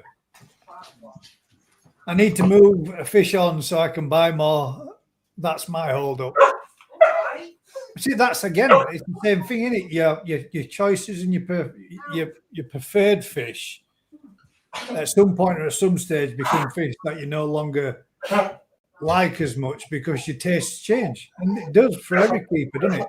From when you start, anything will do because it's a bit of colour and a vibrant fish and you like it and it's a koi, and then you realise that it's actually a D grade at best, and it's actually one of those fish that you see all over YouTube group or Facebook groups where it says, "Can we identify this fish?" Yes, it's a koi on the description. Doesn't necessarily mean it's a bad koi. If you enjoy keeping it and looking after it, does it really matter? But that's different. Again, different types of. A lot of our customers would never part with their fish. Oh, it smells leachy. They buy them and they keep them, and they're like pets. Yeah. Yeah. To be not a proper koi keeper, but a koi keeper that's evolving with the hobby, you have to turn your fish over, don't you? Yeah. Because that's they don't look good forever. They don't improve for that long. If you bought 100 Tosai, probably in the first year, 50 of them have probably gone not the way you wanted. Yeah, that's to say that 50 of them have probably turned shit. You know, patterns dropped off. You might have had at your 100 fish, you might have had 25 that really haven't developed well and lost a lot of colour and look crap. And then leaving you with another 75 and 25 out of them you don't particularly like because they're not patterned how you wanted them to be. And you by the time you've done, you probably only really end up with 2 or 3 out of the 100 if you're lucky that are what your textbook pattern, style, shape, and all rest should be. I thought you'd never asked, darling. Yeah. Yeah, I did. These. Is it McDonald's? Yeah, ups. Tell Kel to throw a coffee in there, my love. For Yeah. God's sake, you're incapable when I'm Not, I'm saying. busy. All right. Very important Come on, work. Crafty. Very important work. Yes, it looks it. Jolly thing. Paul's asked a question. Shall I go for easy one then, Crafty? I won't hold you responsible. I asked the question then. Right. So, you know, for me, mate, I haven't seen it working in the water, but looking at the mechanics of how it was designed, it looked like it would work fantastically well. You know, and I think that skimmers out there, they're quite expensive, but I think it had a 4-inch downpipe on it as well. You know, it's giving you lots of options, and just the way that it was engineered to take on water, and they've thought about it, and it looked good. But there are options out there. You know, Mark's Oxo put in there about using a swimming pool skimmer. They're doing the same job, right? But it depends what you want, mate. But I definitely would look at it. I would consider it personally. It looked fantastic. The biggest mistake that people do with skimmers is put them in the wrong place. What's Yeah. what? Yeah, but also some skimmers are shit, man. They don't work properly. No, but if you've Yeah, got I'd agree with that. There's quite a few skimmers out there that are shite and don't really do what they should do. if you've got that prevailing wind down here is the southwest, and you've got that skimmer in the south end of your pond, all the wind's doing is blowing everything to the far end, and your skimmer, whatever make it is never going to pull it over unless you've got that flow of the water to take it in that direction in the first place. So definitely you got to think about where you put them. You can't I have just my skimmer above my returns. Yeah, you got underwater. Yeah. I'd say. Behind Simon the wall. Shears says clove oil is better. And sedate made with clove oil. The same thing, just different branded name. Colin Holland brought a good point up a minute ago, Gaz. I don't believe it. No, I don't believe it either. For me, I would rather grow my own koi. That's a hobby for me. Okay, so how about you guys? How do you see it? What's the benefits of Azakari? Right, because different people take different things from. Well, for me, mate, I would, because as you said there, save up and do it, right? For what I could save up and get a fish out there grown on in Azakari, let's say $2 grand, for me to get that fish to that size over here in the UK would cost me way more than $2 grand. That would be the pros and cons of doing it for me. But it's just the experience of it. Being there and picking a fish being over there and picking the fish with Ryan this year was absolutely amazing. And it's something I probably will never, ever forget. But to go over there and pick a fish and then go, right, bang that out in Azakari, I know there's the risk. Forget the risk element where you could lose. Risky though, isn't there? Oh, yeah, there is. I mean, you can buy that fish. You could buy a £1,000 fish over here and have it brought here, put it in your own pond and lose it in 4 months regardless, couldn't you? I mean, Heron could fucking get it like it did mine last year. So, I mean, there is no pond that's risk-free. I mean, sometimes shit just happens and a fish will end up short of breath on it, and that's it. You can have we've all seen it, haven't you? You can have a fish that looks to be swimming around perfectly fine, and then you walk in 20 minutes later and it's dead. You think, oh, what happened? Because between now and 20 minutes ago, nothing's changed. But it does happen. I've had a mint garden where I've sat there and thought, what's going on with that fish? It was perfectly fine. Then it started flashing around everywhere, smashing into walls in all directions. Then next thing you know, it's laid on top of a pond, twitching and flickering, and it was done, dead. For no real reason at all. I mean, I used to call that my junkie fish because the only time it ever seemed happy when there were treatments involved. That's the only time it seemed to act normal. And then one random day, it just, I don't know if it had a fit or whatever it was. It didn't like it, whatever it was. And it What about you, Matt? What do you think the benefit of Azakari is? I think it's probably because it's, in most cases, the closest so anybody's going to get of that feeling that Rick gets. And I've got this year when you're buying Tosai and growing them on to see whether you've got that eye to spot a fish that you think you have the potential. And yeah, you know, if you bought a fish that actually it turns out it's done what it's going to do, but you don't really like it, then you're going to be disappointed. But if you see a fish at a Tosai stage and had the best of the best people growing that fish on to maximise it, and it turns out to be an absolute banger, you've got the eye. And it's not just as much as the best of the people to grow it on. It's that whole package in it as well. It's the whole package, definitely. Yeah. There is something else amongst it though. There's farms in Japan that will only release some of their best Tosai if they're staying Azakari. Yeah. Because they don't want to sell them. And if they turn out mega, they've got the opportunity of buying it back. Because if it leaves, it leaves. But if they still got control of it, there's that option, isn't it? And then, so if you to get a fish to stay out Azakari, it's got to be good enough to start. What about that bit where they, you're saying there, Rick? What about that bit where they turn around and say, right, that fish goes for its first year Azakari, and they go, that fish is too good to not put into Azakari again. That would be a concern of mine, because then I would be thinking, shit, man, this could be 80, 90 cm when it comes back, and I can't house a fish that size or even afford it, probably. Yeah, when it gets to it. Point, they will never not. It's your fish. You can do as you please. But no, but there are like Yamaguchi. If Yamaguchi thinks that fish has got the potential to stay and go another year, and it's in the fish's best interest, he will advise you to do so. He'd advise you. And also, if he thinks it's good enough to keep maybe as a future parent, he'd advise you. Yeah. He could start bribing you with a different fish. Difference is, though, guys, every single year, right, that fish to get back is going to be more and more expensive. Exactly, that's my point. Yeah, higher and higher. So if you keep it out there, like let's say a Donald Kerr, where he keeps it out there and he's being forced for it to leave because that fish is at its best, right? It's at its best. They don't want to keep it in their ponds anymore, right? Because it's taking up valuable space, right? You've left with a 90 cm koi, right? That fish comes back on its own, right? It's an expensive fish at that point anyway, right?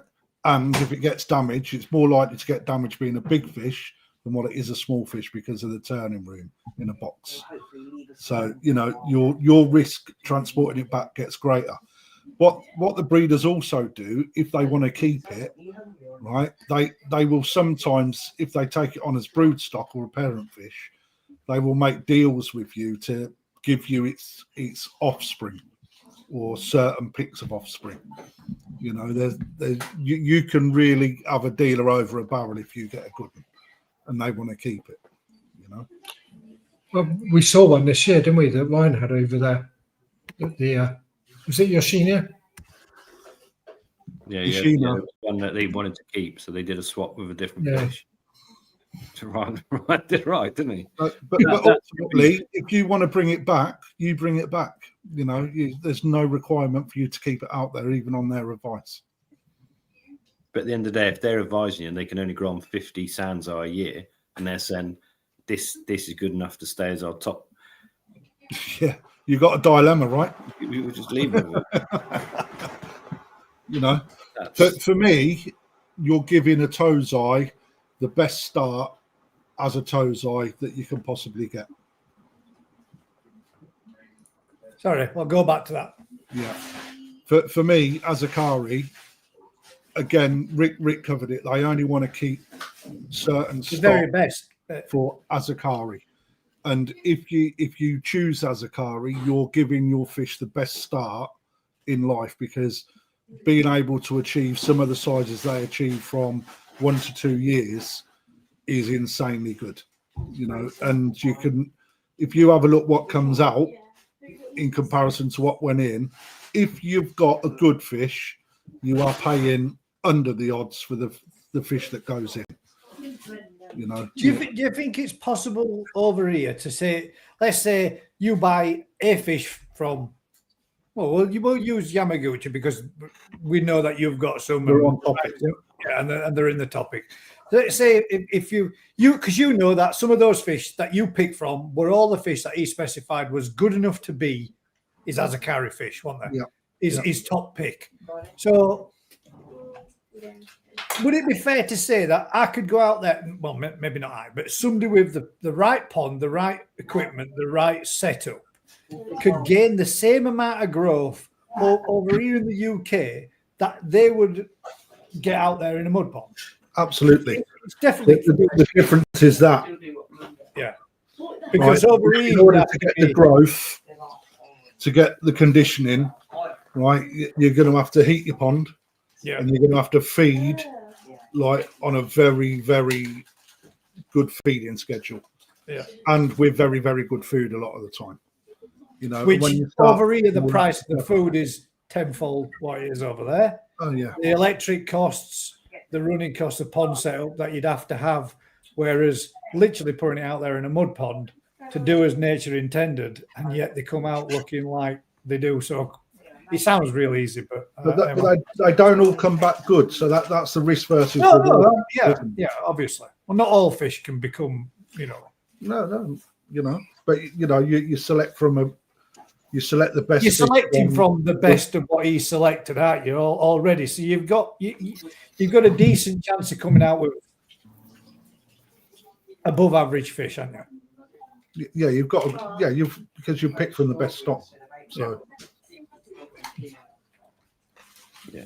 Right. What about that for a You can question? afford it. Koi Perspective magazine said, "Here's one for the panel: showing the same koi more than one time a year. Thoughts?"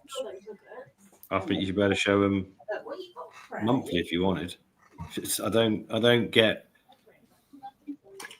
the stress of shipping a fish is the biggest stress it will ever have in its life. Coming from Japan, that's what we're talking about. But the reality, the more fish are caught, bowled, and handled, and all that, the less stress those fish go through. They just become. It's not even stressful for them. Yeah. You know, the only Familiarization. stress I would say is that the water chemistry at a show will be different from yours, and it'll be different show to show. So that would be my only real concern, is if you've got, the parameters, quality fish going from water to show that water, and then a month later, that could be an issue. But yeah, I don't see the catching, transporting, and putting them in a vat for 48 hours is a major. Our fish react quite badly because they're like, "What the hell's going on?" They just try and jump out and continue. yeah, yours don't like even a net going near them, mate. They go absolutely apo because they're not as used to being caught and bowled and all the rest of it. But the more you do it with our fish, they just become more used to it. yeah. In some ways, you would say a hobbyist that has had a pond for 5 years, fish is doing great, never been caught, never been bowled, never been netted. Taking one of them to a show is far more riskier than one that's been doing it. 2 Like fishes. Hadfield, for taking for a great example, because he's forever in his pond, oiking the fish out, measuring them, doing whatever with them, and they're used to it, aren't they? And those fish, from the minute from the farms in Japan to go into, say, Ryan's establishment, to go into that person's pond, being caught, netted, and bowled literally hundreds of times, and they're not bothered. It's just like, well, nothing bad's happened. They don't really seem to care. Yet some of ours might only get it twice a year.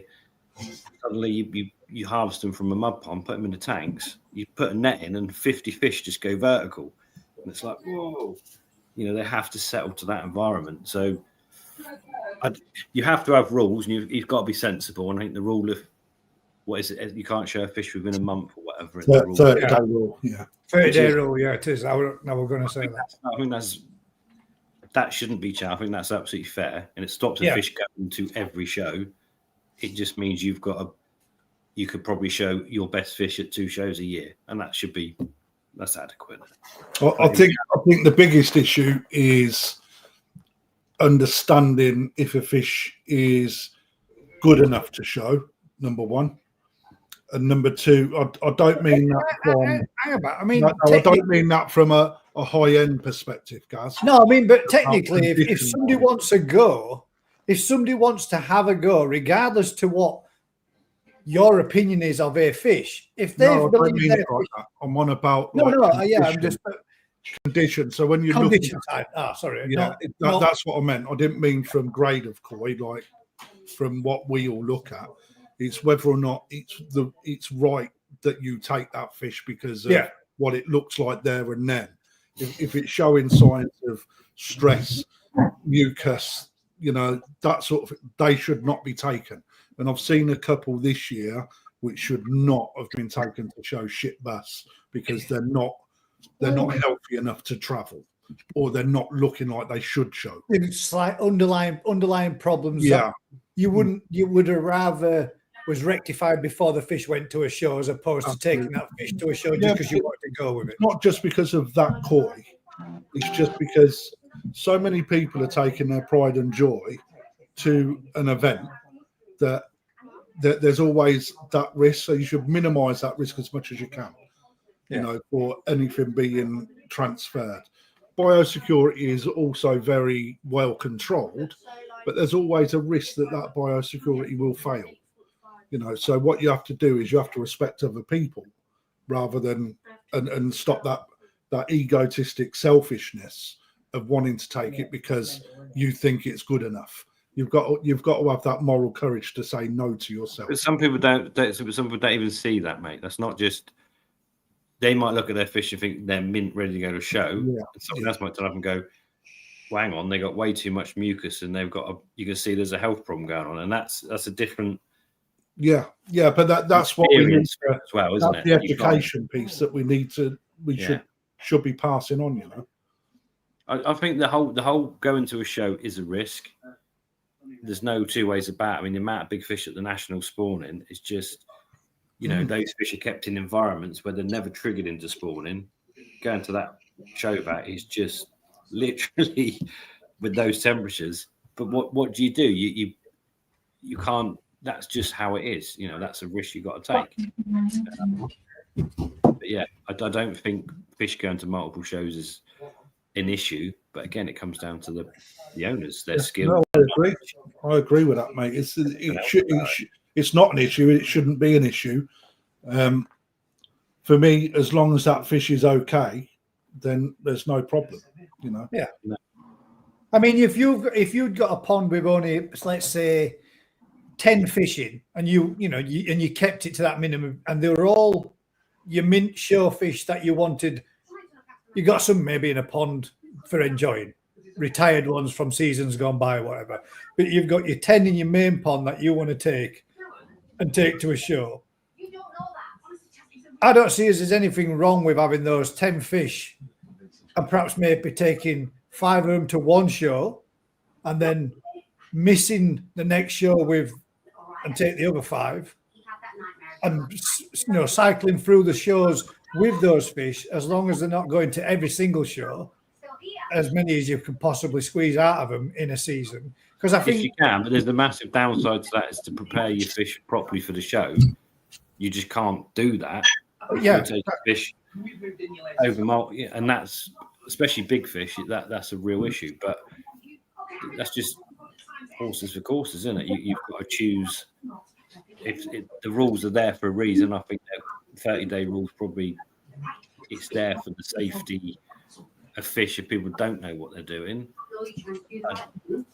I wouldn't change it. And at the end of the day, if you want to go to every show and take fish to every show, then you're going to have to understand that those fish will never be at their peak because you can't feed them and condition them for 4 shows. Yeah, and then them getting back into condition again for the next one. Yeah.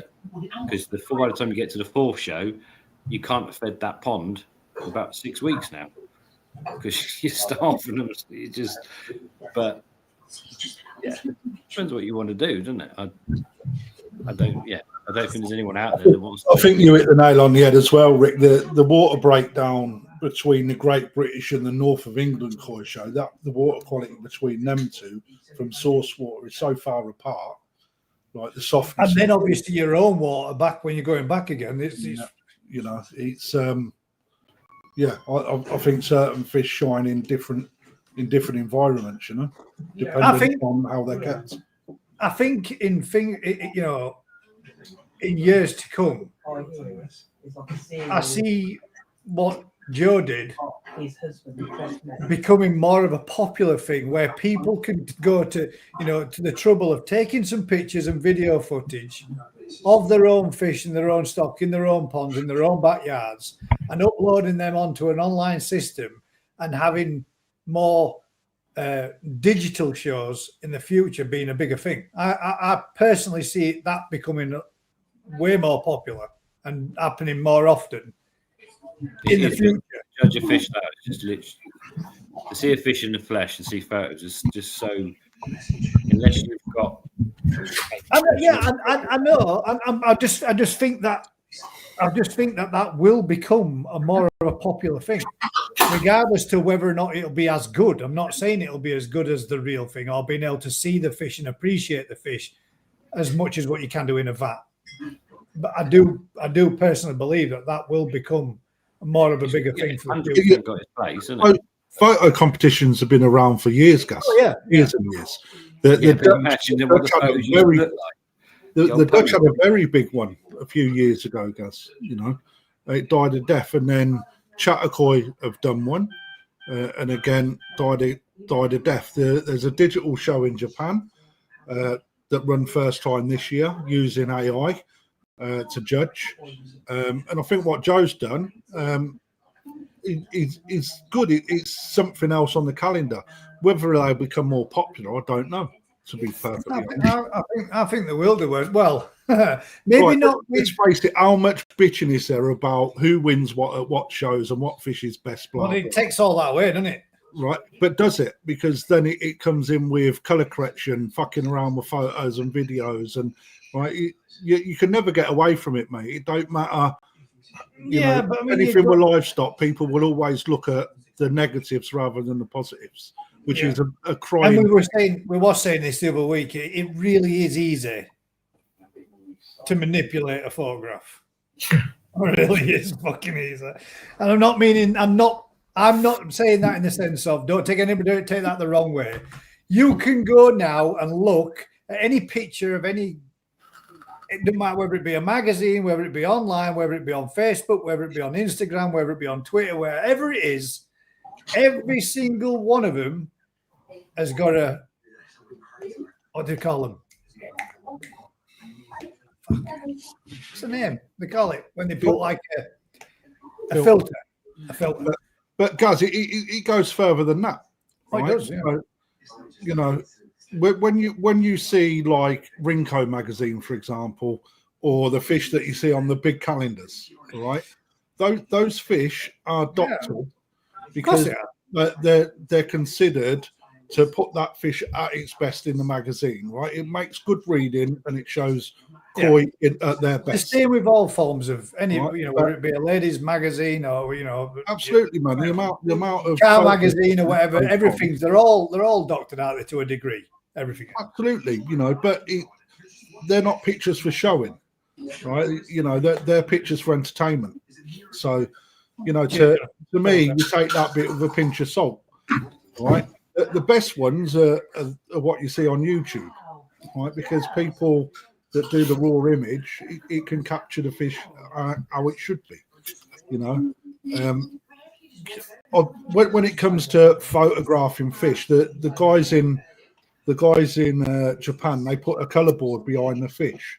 So if you manipulate the color, it also manipulates the color box of the color card behind the fish. So they prevent AI that from now, being you can drop a color palette onto AI and it will tell you the exact color code for that color, like for every pixel that you make it higher. All right, it will change that parameter. That's how good AI is. So when you start using AI, if you've just made that hue a little bit darker to really make them reds pop, right?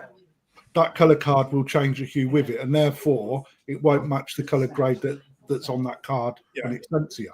So there's ways of beating it, but what you can't do is see how that fish swims, how it holds itself up, what its skin luster is really like. You can't capture that.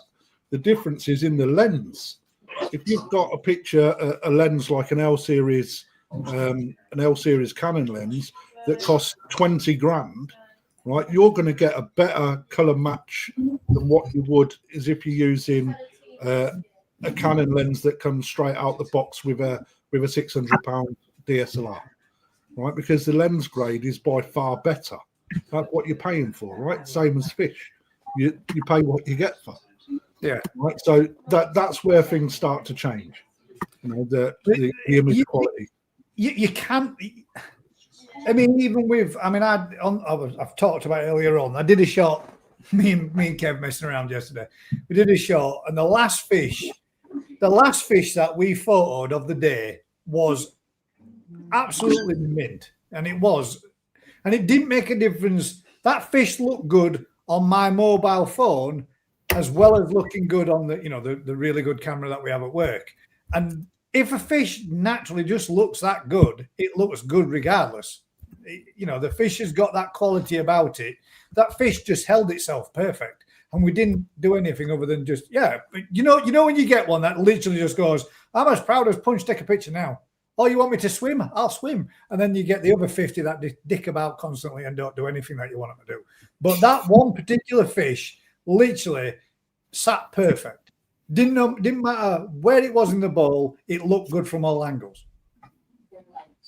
And that was, isn't it? yeah, it is. It is a rare beast. But when you get one that is that type of quality, it don't make a difference what you do with it, what camera you put at it. It's going to look good regardless. Did you see the video I sent you of my videoing session earlier? Sent it earlier on today. Was it lashing it down while you were doing that? Yeah, it's pissing it down. I thought it was. I'll bring that up. I know we've got another type of fish to have a look at as well. Joe says, fish to me that are shown 2 to 3 times a year never look good in vats. Fish that come out once a year come with a unique shine. Just my opinion, but wondered if some are pushing them a bit too far. Potentially, yeah, because how can you can't, it's, to get that feeding regime and everything you do for a show, you can only really do once in a season, can't you? But if you've got a good fish, you might find that it goes to the national and doesn't look its best, and it might go to the Great British and look better because of the different type of water, because of how it's one of those, isn't it? It's a difficult one. Yeah, it is. But Highbolt's Coy's put in there. I seen today on Facebook about the Sankey that died a few days after Newark. It actually died at Newark, I think. Do many fish die with the showing stress? I don't think personally, mate. I don't think it's as quite as straight cut and as simple as that. I don't think the fish died from stress at the show. I mean, I'm not saying it did or it didn't, but personally, I would like to think, everything has an infinite number of heartbeats, and we don't all live forever, and it's impossible that we should expect the same from livestock. At the end of the day, when your heart stops beating, your heart stops beating. When you take your last breath, you take your last breath. There's no date set in stone as to when it's going to be, and inevitably there are going to be times when it's just after a show, during a show, after a show, when it's been back home 4 months after a show. It just happens, doesn't it? These things. Yeah, well, there's no doubt moving fish is, especially bigger fish, transporting them is quite stressful for them. But obviously, the more they're caught and moved, the less stressful it becomes. But yeah, I don't think. It's difficult. Like you say, it could be just bad time, and that fish might have been, like I say, due to die at that time anyway. But chances are the stress of catching it and moving it is going to accelerate whatever's going on, or even potentially cause what's going on. But like I say, water changes. It doesn't take a lot sometimes to trigger. I mean, you can put people through stressful situations, but they don't necessarily mean they're going to die. But then some people that go to something stressful could. It's one of them things, isn't it? It does happen, but just unfortunate that it did. I was going to say, people die just exactly the same way, don't they? Yeah. It's a fiddle, footballers, sportsmen, and gone. Yeah. You see, I mean, some of the fittest people in the world playing football professional get out there, run around for 5 minutes. Next thing you know, they've had an heart attack, and nobody would expect a professional footballer that literally trains 5 times a week to drop down dead with an heart attack in the middle of a football match. But it happens, doesn't it? Is that a stressful situation? Yes, there will be an element of stress for the footballer. Did that bring on the reason for his death? Probably not. But we're missing the elephant in the room there. Go on. The elephant in the room is, right, is there more of an emphasis on the death of that fish because it's shown, right? Or is it the fact that if it was in its natural environment, it would have died anyway, right? How many fish die naturally or through neglect, etc. But because this one fish went to a show, the show was the reason of the death. The chances are it was nothing to do with the show, to be perfectly honest. And that fish, let's face it, that fish was of a high quality fish, of a good size, and had been probably given the best form of keeping that any fish out of there probably had. And unfortunately, it just happened to die at an event or just after it, whichever it may have been. Yeah, I think we covered that. Crafty Aussie one listening, that it could have just been timed that it's going to die regardless. Yeah, but I think people concentrate on the show aspect too much. That the fish are in extremely capable hands, extremely good condition, like environments. They're kept by some of the best fish keepers in the UK. But a lot of people again focus on the negative rather than the positive of everything else. Yeah, it was just it is a risk, but everything you do requires a risk, isn't it? Otherwise, buying them from Japan, buying them from us, but transporting them, putting them in a artificial pond. I mean, let's face it, Rick. When we get them in from Japan, mate, we have to sometimes have to work our magic to get them back to looking decent, right? You know what I mean? It's a lot. But you can reap the rewards, can't you? Sometimes. But it is any livestock, fish are in bags that stick in the water, and to transport them, to make it cost effective, you've got to put so many in a box anyway. That is a risk alone, isn't it? It's livestock, isn't it? It's the old saying: if you've got livestock, you've got dead stock. Yeah. Try and sell them before they die. That's what you're supposed to do as a dealer, isn't it? This is a good question. Because right, when we're photoing fish, Kev's told me a few times, but what we will do, we'll process, regardless of whether or not you know it or not, but there are fish that have more issues when it comes to photoing than others. For example, all the fish that you want to take a picture of first need to be put in a net. As soon as you start putting fish into net, there's certain fish that'll get rub marks on the face. So those are going to be your priority fish that you do first, i.e. chags. Because if they start rubbing around, akamatsumas, they start rubbing around inside net because they're trying to get out or they're trying to move around, they'll end up with a little bit of rub marks on the so there's fish that you have to photograph and do in a certain format. And then there are others where you think like Kiyotsuris more than a Hiyotsura. The minute that you get that fish out, that fish starts to stress somewhat, and straight away the sumi starts to drop off. But the other day, me and Kev were doing something. I said, right, we're going through this process as we would do normally. Do the chags, get them done, right?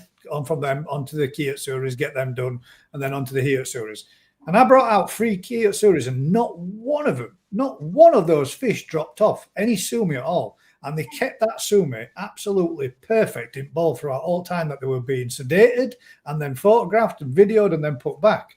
So is it a case that your utsuris can show us in a vat prior to the show to stabilize the sumi, or am I dreaming? They don't always lose them, do they? Because I saw at the shows that there were some that looked washed out, but there's others that don't, and they don't seem to lose the colour. Yeah, the main thing is they're reactive to the base colour. So a Benikikuru, a Kinkitsuri, Kinshoa, if they're in a black base pond, the sumi's black. Much easier. And then you put them in a blue, and that sumi drops right back down like a grey colour within 20 minutes.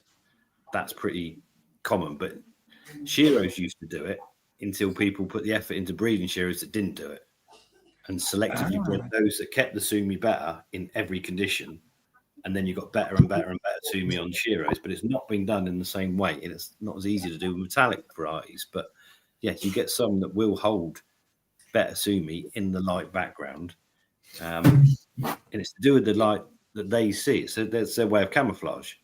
So if you could blindfold the fish and put it in a blue vat, the sumi would stay black. When I was at the North of England koi show, Rick, I took a load of Kiyotsuria up. Okay, I also took Kobayashi's a selection of Kobayashi Aragoki with me as well. Right, the Aragoki in our shop, very dark bronze fleck in the scale, look fantastic. All right, put them in the blue vat, put the Kiyotsuria in the blue vat. Next morning, right, the dark Kobayashi Aragoki were silver, like literally silver, and I was like, "Holy fuck! Someone's nicked me fish." Right, they still look stunning, all right, but they was completely different, like looking style wise. The Kiyotsuri totally washed out. The only reason I took them is that somebody that was coming to the show really wanted a Kiyotsuri from a selection, and that's the only reason I took them through demand. Right, I showed people what happens. So when you say the blindfold thing, I put those Kiyotsuuri in a bowl, and then I covered it with a box for 2 minutes. When I took the lid off the box, because I'd make it dark, right, the sumi on them fish was jet black again. Right, just to show that reaction to the light background. It was the same with the Kobayashi Aragoki. We had to keep them in there for about 10 minutes before you seen the transformation. It was metal. All can't naturally do it, and it's something that's bred out in koi to get that high quality sumi. A Shiro high quality sumi, you stick it in a blue vat, it stays jet black. It's high quality because it does that. It's taken years of breeding to do that. Lots of varieties do it to different extents. But if you see like the small koi shows in Japan, a lot of them keep the fish are in bags. Yeah, they'll keep them covered, don't they? Yeah. So the fish aren't reacting to the light until the judges take the bag off and look at the fish and go, "Oh, that's got good sumi." 2 minutes later. Yeah. Adding to that question, do the judges put that into mind when judging on the sumi? No. No, the judges will judge the fish that's in front of them on the day, which is why when people turn up on a Sunday and they're seeing like some of the Shiro Utsuri, for example, they need that little bit extra to get that pink skin gone. Right, good example. So on the Saturday, they may be showing more veininess and pink skin, right, from the stress of being transferred. On the Sunday, they've completely calmed down, and that white skin is showing white skin. Right, so that fish on the Sunday looks better than the one that took the prize. But the one that took the prize on the day of judging was the better fish on the day. So when it comes to the sumi, if that Sumi is completely washed out, and there was an exhibitor at the National that took a Benikikakuryu to the National, all the Sumi washed out. We then took it home, jet blacked it out again, took it to the All England Koi Show, not the All England, the Great British Koi Show. Exactly the same happened, right? It shows that fish is not a good show fish because it doesn't hold the quality that it holds in his pond. But that's why Shiro Atsuri will always beat any other Atsuri, because you get that quality of Sumi on that compared to Atsuri to a point will hold better. Ki Atsuri are terrible. Anything metallic are a nightmare. Yeah. Yeah, they could all look pretty good in the pond, but yeah, you take them to that show. But yeah, 20, 30 years ago, a lot of shearers used to do that. And it's just that you pick the ones that don't do it, breed from them, their offspring don't do it, and you get better quality Sumi as a result. So back in the summer then, Rich, when you were on about blackening with your black dye your ponds, that would have benefited your Sumi as well then, not just the heat. Yeah, well, I didn't. Yeah, I never got around to doing them, but would have done had I got there. But yeah, there's different heat effects. So a background will affect certain varieties, but heat affects certain varieties as well. So Goshki, Ochiba are probably the most notorious for it. Yeah. It'll be a different color in winter to what darken up in the summer and then lighten up again in winter. Darker when it's hot. Yeah. Same with Seragoi as well, isn't it? Seragois do the same, but because they're near enough identical. And you often hear people say, "Oh, Goshki, yeah, you bring a Goshki from Japan and put it in English water, it darkens up because of the water chemistry." I don't think it's got bugger all to do with water chemistry. Temperature related. So when they're hot, Temperature and light related. Background's really light, so they look like light Goshki, floating Benny, very light Robin. As they experience that colder water for a period, that's when you see that background really darken off, and it's a temperature thing rather than a water chemistry thing as such. What about Matt's just had another piece of chicken? He'll be right back. Lee Oliver's asked a good question, and I think this could be quite interesting. This is an interesting topic. Question: male koi in Japan can be bought quite cheaply. Tim Waddington on his video said male fish have no real value and can offer or often get them cheaper or them very cheaper prices. Why are male fish just as dear now? I think you're talking at the top end of a hobby where your females are going to command a much higher price because of the body volume. If you want a show fish or a big high quality fish, it's going to be female. Males obviously getting better. I prefer males because they hold their quality damn so easy. It's easier to look after them. Kev prefers males, and I don't mean that. I mean male fish. But yeah, so there was a lot of high end Tosai, Nissai that used to change hands. Oh, guarantee female. They come out. Oh shit, it's male, and it's gone from $5,000 to £1,000 purely because of that. The chances of getting a male fish to 90 centimeters with a decent body, it's pretty much. It's there's more chance now, but there will be more chance in the future. I'm not saying 90 cm, but they're getting bigger, aren't they? The male fish are definitely. Yeah, but they are. But I think this is where a lot of with certain bloodlines and certain breeders, yeah, they are. But and hence the reason why the prices are they. You go to a lot of the Nagata breeders and you buy, from them a male fish will reach 60 centimeters and not have much of a body at 5 years old. Yeah, more slimmer. Will be a lot more impressed, and that's a bloodline thing. So the big farms that are really concentrating on bone structure and growth and body, the males and females all can grow. As long as you're picking the fish with the right structure, will grow big and be quite imposing. But yeah, males will still have that tendency from a lot of breeders and a lot of bloodlines to be a lot slimmer than the females, and they just don't carry the same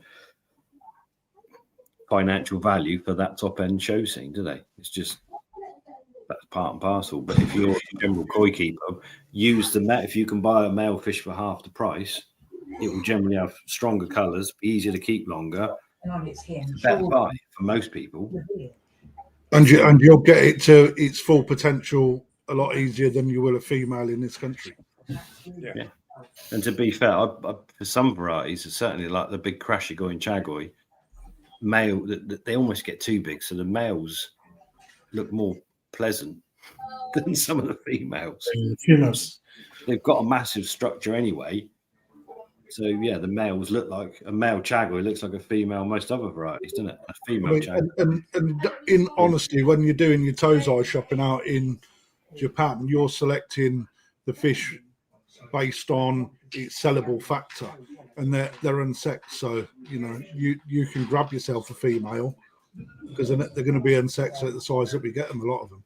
So you've still got the option or the ability to get them. It's when you start going more into the higher end, and even then, the breeders won't guarantee females anymore. So they're not growing males. Yeah, they guarantee males. Yeah, that's right.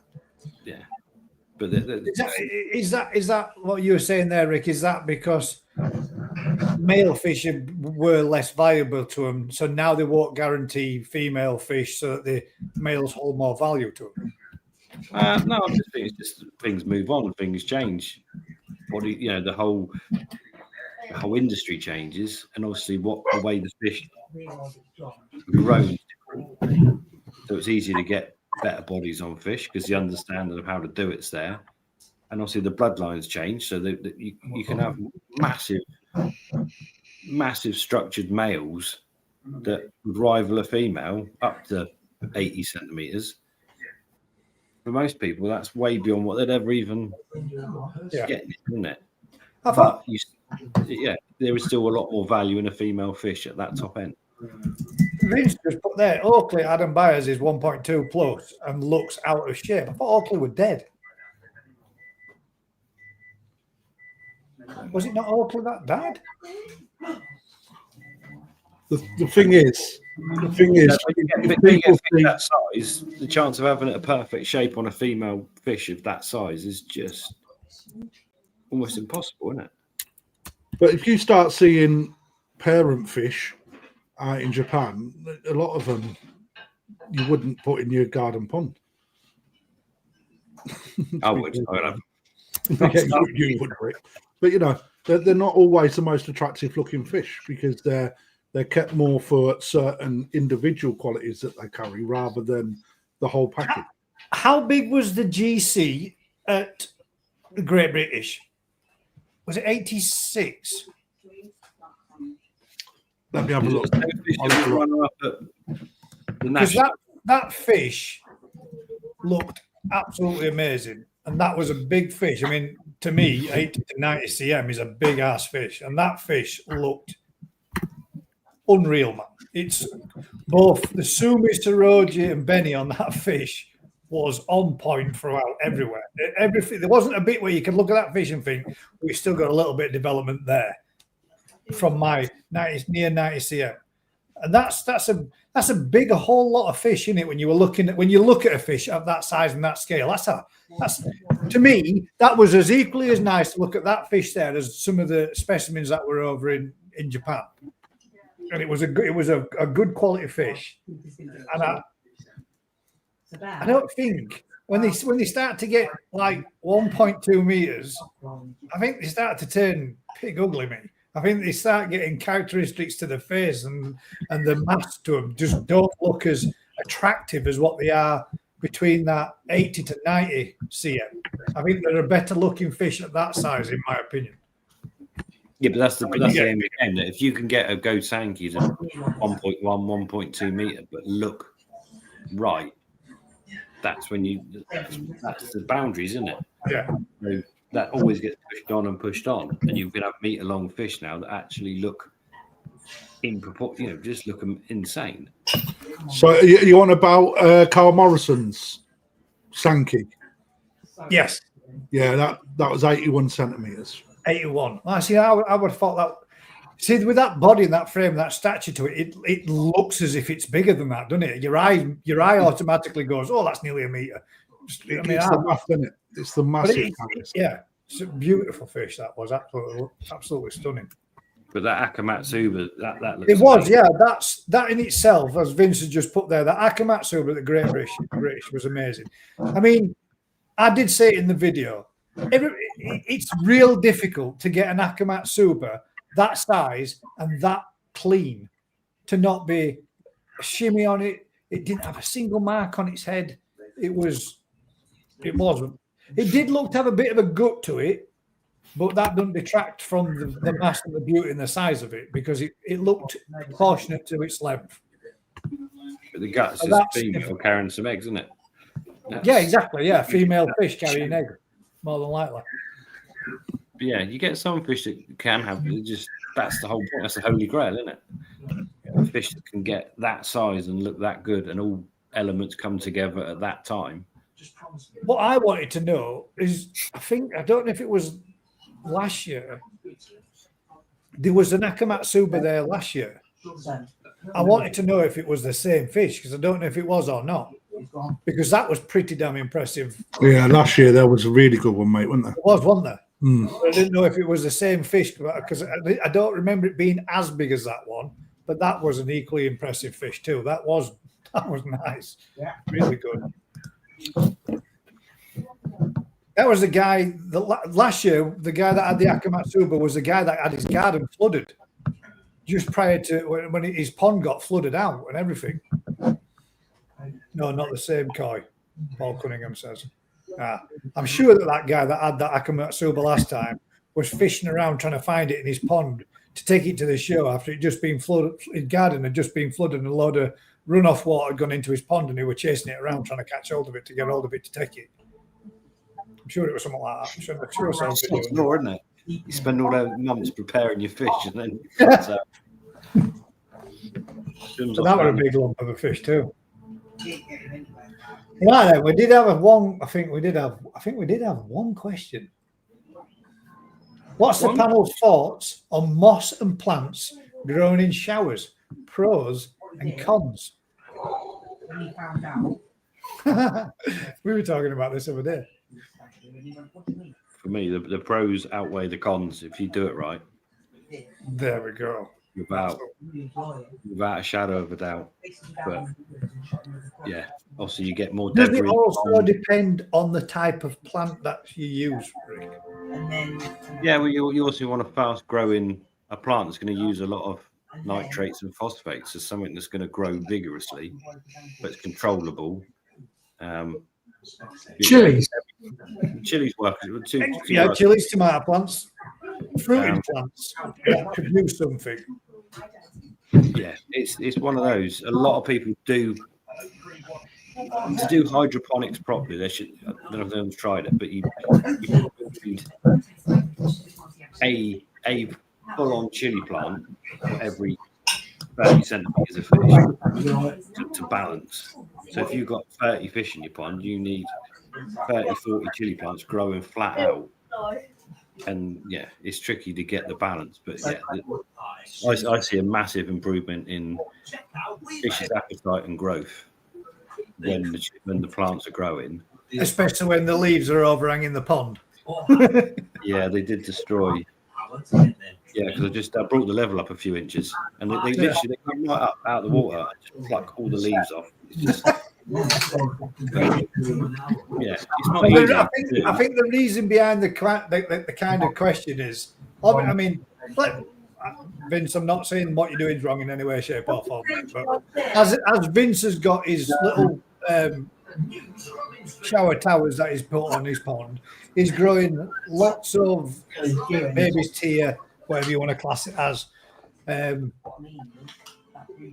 And although that makes a lot of foliage on the outside of the pond, it has quite a large amount of roots on the inside of the pond, which I always were under the impression that anything that produces lots of fine root structure like that would be more of something that would clog up your system, collecting more detritus throughout your shower as it goes down and through, depending on how much you allow it to grow.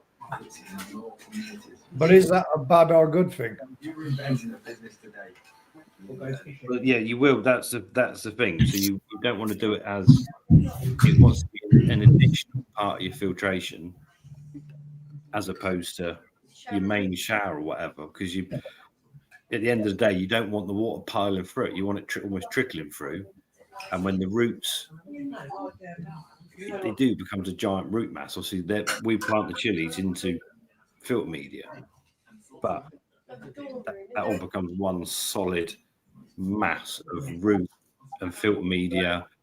It's all biosurface area, so you want enough water trickling through just to keep it aerobic, but you don't want to drown the plants. But yeah, the difference is if you could get that, you almost need your ponds and a separate growing system for your plants, and you could circulate the water through the plants and back. And there's people that do it to certain degrees. That would be amazing. That cost would be insane.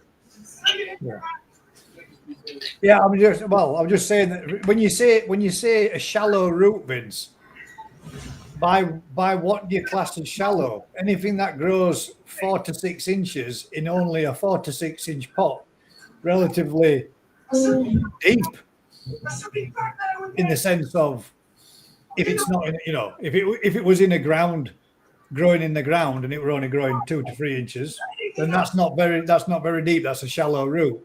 But if it's grown in an environment that's only 6 inches in depth, but 4 inches of its roots, that's relatively deep in comparison to the environment that it's growing in. And I was wondering if that would cause a problem from allowing a build-up of detritus to get caught in there. But you're already filtering. That's a secondary filter system, isn't it? Not your main priority filter.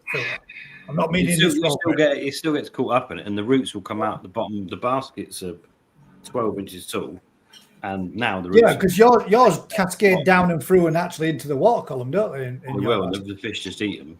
So whatever hits the water's kind of a goner. Yeah, Matt's going to find him, maybe. There is downsides to it. Like I say, it's a seasonal thing, but yeah, I think for the water quality. The only reason why I mentioned Vince is because he's quite recently just trimmed all his up and what have you, and just sorted it all out on one of his recent videos. So it was obviously probably one that most people would have seen. I think it looks better as well. Well, of course it does. It looks beautiful. It looks stunning when it's all growing around it all like that. I'm not meaning it was wrong. We're just saying, it's probably one of the channels that I know that's quite recently done it and changed it and showed it and had it on it as an example. A nice trimmed, tidy bush is always good. Yeah. That's what we're doing. And Rick's just sent us this one to show as an example. But you imagine the amount of chilies I'm going to have soon, mate. Slightly less than what you were going to have, because I mean, those are massive, great big dock leaves there, aren't There's a dock leaf in there as well. Yes, a spare one. Spare one. But look at them going like hell at that. Yeah, they pluck the leaves off, but that's just got a percentage of the water that's coming out of the moving bed going through there. But you see that's coming out over a third out across the pond. How do you harvest it? Where does? Well, the thing with these is because the little fish will be going in about a month's time. And No, as in harvest the chilies. I meant not the fish. Well, I cut the whole lot down and just take them out.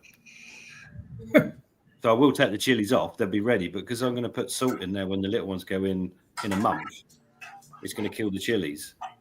So you have a window when it works well, but obviously when I've had the salt to settle down the little ones, it's not going to work so well. And is that bit there at the back of these tomato plants as well? It's all chilies. All chilies. It's all chilies, apart from the one giant dock leaf. Yeah. But again, still doing the same thing, because that's normally when you see a dock leaf growing, you might get 4 or 5 leaves in it. And looking at the size of that one that you've got there, that's pretty damn big. That's like a dock leaf bush. They chew. They eat the chilies, the unripe chilies. They eat all of it. Look at that thing. That's massive. Yeah, that's one plant, isn't it? That's just one Yeah. wild seeded one. But what'll happen is I'll have to rip all of that will just come out in about a month. Oh no. Well, it's not fair. And then somebody said there, it also does help with the end of the nitrifying cycle, doesn't it? It helps with all of it because the roots add to the surface area, so you've got more bio anyway. You've got nitrates and phosphates being pulled out left, right, and centre. If you eat vegetation as a little bonus side treat, the downside is you can't have salt in your pond, and it makes a bit of a mess when it's all got to come out because most of that filter media is going to be wrapped up in the roots. It's quite a pig to get it all back out again. I mean, in there, do you use those little round brown little type ball things then? Yeah, that's all they're growing in. They're growing in with literally a spray bar with 1 6 mil hole in each container. So it's just constantly damp, water just trickling through, as it would in nature, just trickling through the vegetation, isn't it? Her granddaughter carrying the baby for there. So that little one then. Husband is the one that's Question wise. Oh, let's have a chat about this. Let's have a chat about this one, Matt, shall we? he's not See what you think to this. And then we'll do a little bit of cow appreciation. And there only will be a little bit because we didn't have that many sent in. But how about this one for something different? Because I haven't seen one of these before. Rich has. Yeah, Right. Rich. Godzilla, I'm going to call it now, Rick. It's Godzilla. easy to remember. Right, don't say none of the panel. Nobody say it. Which anybody tell me or identify what that fish is? Answers in comments, please, guys. Let me know if you see if you can tell what type of fish this is. Light tag. That's it, Rob. Yeah. So, what's the problem? Spoken to him again. Chat from. I mean, obviously, you guys can think about what you think it is as well. Obviously, I know because Matt told me, like, but I want to know if anybody that's watching can tell us what type of fish that Come up is. nice though. It's- I can remember picking them and we were like, I'm sure you said something negative about them. There was a couple. Ryan nicked the best one. He had it back out your bowl. I swear to God he did. Nothing's been said that's a red flag for that. There's no reason to justify breaking confidentiality. What do you think to that? It's not up to you to cross that line. Nice, isn't it? That's held up well. That's nice, isn't it? Selfish. Is it worth Is that the only one that looks good though? No. It was literally one that swam into the net. I didn't mean to catch it, but yeah, it swam into the net and I thought, got it. Is it blind? Is it? Is it blind? I can't eat. What did you say, Gav? I said, is it blind? No. Look at the pigmentation to that left eye. Yeah, it's on top of it. It's on top. Yeah. When he said it just swam into the net, that's why I'm taking piss. Like, is it blind? Yeah, a Goshki Achiba. So, I mean, did anybody actually pronounce it right? What did you call it? Gosh Chiba. Jeeba. Well, that's what it was. Hostico, wasn't it, Rich? He might have given it another name. I can't remember, but It's a koi. Yeah, you're right, mate. It is. It'd be At least interesting to for see those what watching Emmerdale, Crafty's missus. But yeah, that's come up really well because they were borderline. There wasn't many good ones. I think there's 3 or 4 that were. It's pretty clean and all, isn't it? Right. But yeah, you've got to be happy with that. Yeah, 30. I think it's 38 cm as well. So he's grown. Give me, mate. Ah, on the fish. Mon fish. You're going to be fine. I've got one to bring up to you as well.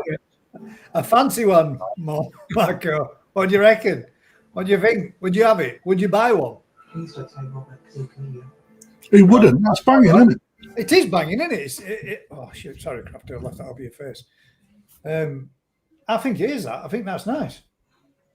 I mean, that's quite Come on, well. Unique. It is unique. Yeah. I hope it don't You darken got up. two of them. I hope it doesn't get too dark. Yeah, and stays that coppery colour. No, I'm on about the Sumi. I mean, no, I hope the Sumi don't come too black. And it It keeps stays that nice. grey rather than it coming through dark. Yeah. I think it might look pretty good if it were dark as well, though. Yeah, That- was definitely. It'd look like some kind of steampunk koi if it came through with that black, jet black through it with that copper colour over top. I think it'd look rather well both ways. Yeah, I like that, Matt. That's nice. It's different, isn't it? That's what I like in a koi. Something unique, something different. So starting bids at 900 quid. Starting bid £900. Are you talking it, Matt? Yeah. Price? Everything's got to go, but I'm not auctioning yet. What's the price? No, I weren't meaning that. What's the price on it? I mean, I haven't even thought about it, Crafty. you're not thought about keeping it just to see what you can get out of it and see what it becomes. Fuck that, get it sold. Like, I got to make space, so it's got to go. But price-wise, I haven't even thought about it. It's almost got a metallic sheen in it down the back end of Yeah. the door. You can see luster on it. There was only two went into the growing tank, there wasn't there? It keeps flaring out. Yeah. Yeah.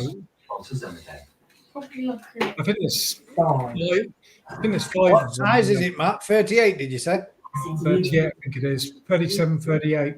But to be Oh, fair, It's got to be 350 quid, isn't it? What would that? So, if you took that to the show, what category would that be in? Kawari Mono. It would probably go into Kawari It would go Mono. into a Quarry Mono, yeah. Be different, though. Guarantee it'd be the only one at the show, wouldn't it? yeah, but not in that category. There'd be loads, No. wouldn't there? That's what I mean. One is out. Simon Shears says, Matt, everything has to go, but I haven't thought about it. No, I don't want to think about it. All I know is I've got to make the room ready for See, the... I'd be too, Sell the fuck up. What's up with you? Get a price out now, see if anyone wants it. if I had that, I would be tempted to see what it did. But you got to have the space to give it that. Where are you going to keep? You got to keep it heated and growing. Yeah, but he's got a fancy big massive pond. I mean, I know, but no, fancy big ponds coming down to half the big pond. But he can stay in the polytunnel, but he's got to come out. That's the problem. And then when he got to come out, it's going to be February, March, and it's going to be awkward to get him out then. I think you need to catch the other one out to see which is the better one. Matt, think of a figure in your head now, plus 50%, and stick it out on there for sale. Done. Boom. There you go. Right. There you go. That's the sensible way to do it. Think of a figure, plus 30%, stick it out. Job done. Sold. But I ain't putting 30% on. 295. That's a fair price. That is a fair price. Anybody's interested in that fish, that is there on your screen now. 295, 37 to 38 cm, and we are looking at a Goshki Ochiba cross mix thing. Hotikai. But yeah, contact Mike if anyone's interested. It's sweet, isn't it? No, there's no Yoshiki guy in Poland that looks anything like that. It's not a fucking red achiever, mate. Well, that's the thing. It almost kind of is, isn't it? Well, it's almost kind of what they were trying to achieve. I think when you're looking at that, mate, it's got a good body shape. The fins are excellent, aren't they? Good shape. Really recent, decent quality in the finish. You know, your colour palette is very, very even all the way through. And one thing I like about it is that grey goshki is very traditional. I wonder if it's Kagen achiever. It's well worth £295.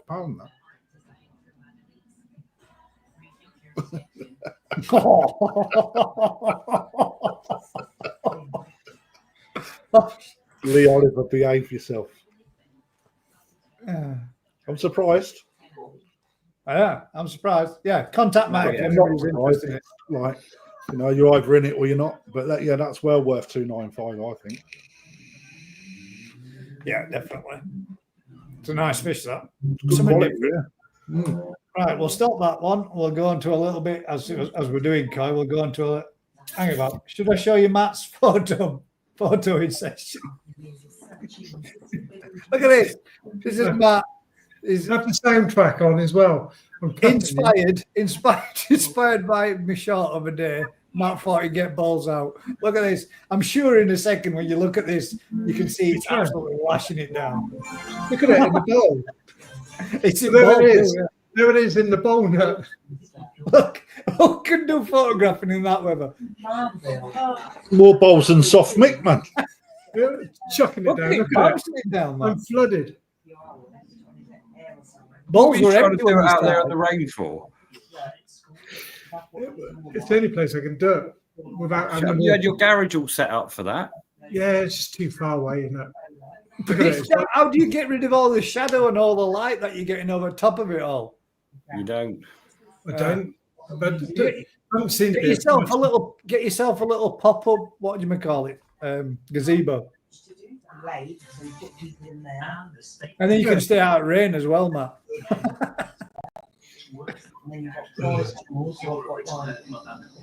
Right then, let's have a look at what we got sent in this week. We was looking, and so I've got it now before anybody else wants to know. So that you all know, next week's koi appreciation is going to be my favourite koi, the one I'm going to enjoy looking at more than probably any that I have seen. Long fin.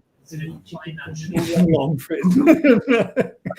Yamabukis. Next week we're going to do Yamabukis. So for all those out there that have got one, send in your Yamabukis. I can't put you an example for work because we don't have one, but I do have two out in my pond, which are from two of these gentlemen.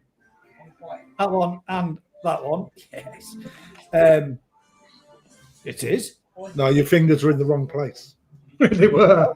Yours and Rick's. No, Rick's still wrong. Rick's that side. Not on my screen, Ian. That's what happened last time with me.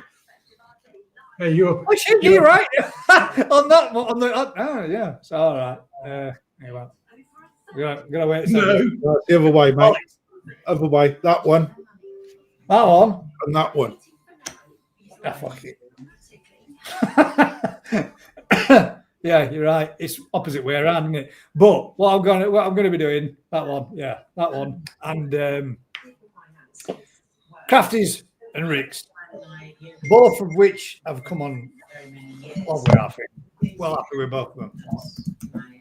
And I forget where Crafties one was, which breeder that was. Izmir. Izmir from Perfect Aquatics and New Forest Koi British bred. I ain't got much chance, have I, really?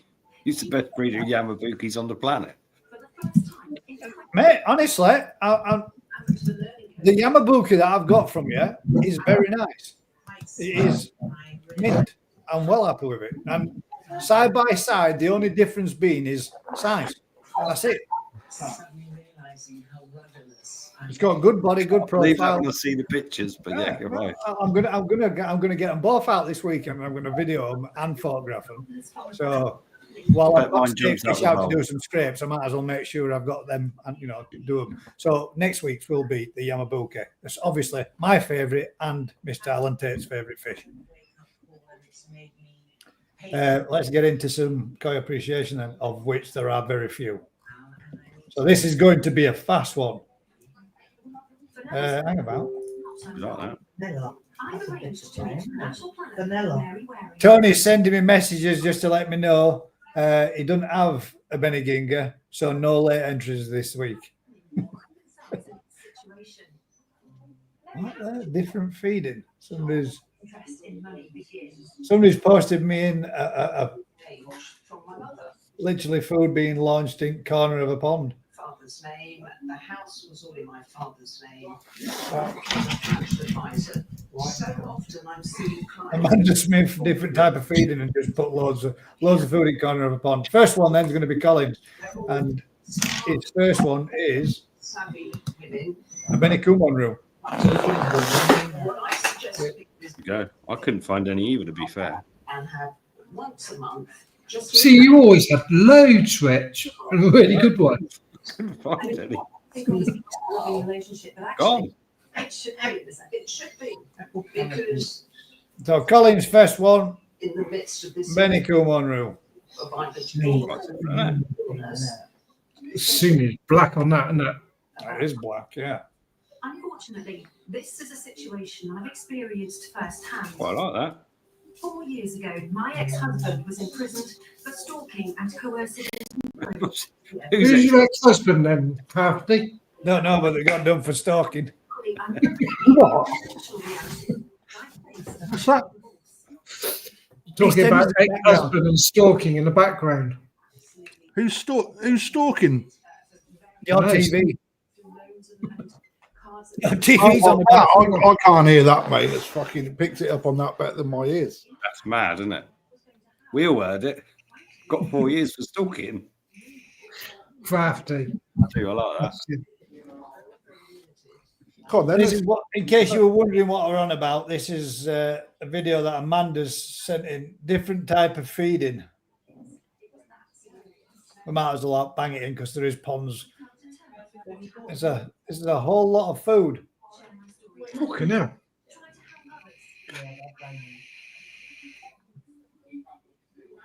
That's a lot. That's a lot of food. I think if I did that, the fish would be just piling out the corner, wouldn't they? All sinking in it. Yeah. We don't look that keen. No, they don't, do they? Not like they're rushing to it. That's what my fish are like on the food trail. They're like, stop feeding us, man. Get out of it. That was a whole lot of food in corner of a pond. And why in the corner? Why not scattered? Might be the furthest corner from the drain. Sinking food. Yes, yeah, could be, yeah. Anyway, that was that one. Anyway, Colin Hollands looks nice. He's winning. Is that Colin Holland? Was it the first Next one, yeah, that was Colin Hollands, yeah. Next one is that's nice. There you go. There's a winner. Why is that a winner? I just liked it. Well, critique it at least. There's no critique, is there? Perfect. Perfect. Is that one of the Calcamee ones? Yeah. That's nice. That. I like the contrast of the black, white, and the red throughout the central part of it. Just, And I got to say it, I know we've been talking about it in the past with the food. They're on just the JBD wreck. And that's what I was saying last week. I can't see how the Look how quality skinny of it it is. is. Sorry? Look how skinny it is. yeah, there you go. That'd be fair. It does need some body to it, doesn't it? It would It's a be- bit slender. This is what I'm saying about the food trail. They've done really well on the JPD. But if you've been feeding that Saki Hikari colour, That'd have been double that body. I guarantee they would be better. I'm not saying You should do might it. find that the Sumi might have covered slightly more of it. I'm not necessarily what's the colour, but the build of the weight of the fish would be Yeah. better. The size of the fish, it would have grown even more than you've seen. Do you What happens when that Sumi keeps coming round? If it You does reckon keep- that'll come round here on LinkedIn? Well, there's No. potential. It's a linear based Sumi, isn't it? So Yeah. I don't reckon it'll come up over the top. You might get it more up the back end a bit, but you say what you like. I say you judge what you see. That fish there, color wise, is superb. It's male, so it's You could have got sent that it sort of in there. stronger color, but You've the got body 6 is different fish. backing, and I reckon that is to do with the food. will the Sumi change? And it's the thing that we keep saying about with the ponds as well. You know, they're having 1,000 litres of fresh water into that pond every day. But my water is different to everybody else. Yeah, but that's the difference, isn't it? You see, you've got amazing water. So the thing for you to try and do perhaps is when you do it again next year, say, right, I'm going to buy 10 sacks of Saki Akari and see the difference, and you will. I promise you. Yeah, but price. and as a business, in a way, are you going to see 10 times the improvement to the fish to warrant the extra cost to that fish? No, you'll see maybe a 5% improvement on that fish, but 5% is a lot. Why not? So it doesn't justify them paying out all that extra money for the sake. I'm not saying that. This is the issue. When Qualified. Totally disqualified. You can't have an entry if you don't own it. Oh, right. Is that the same fish, Cole? who don't own it? Yeah, it is. Photo of it. He said he sent one in. Oh, Matt. Yeah. Matt's got loads of them. Matt's got some good ones as well. Nah, that's shit. No, don't like that one. The What colour is it? Go on, tell me what it is, what I don't like on it. peck shape. Yeah. Peck shape. Peck shape and tail. That's got a bit of long fin mixed in with it, that. Long fin. But look at his pecs, man. I hate them when pecs look like that. They've got that angled back look about them. Yeah, they look more like leaves.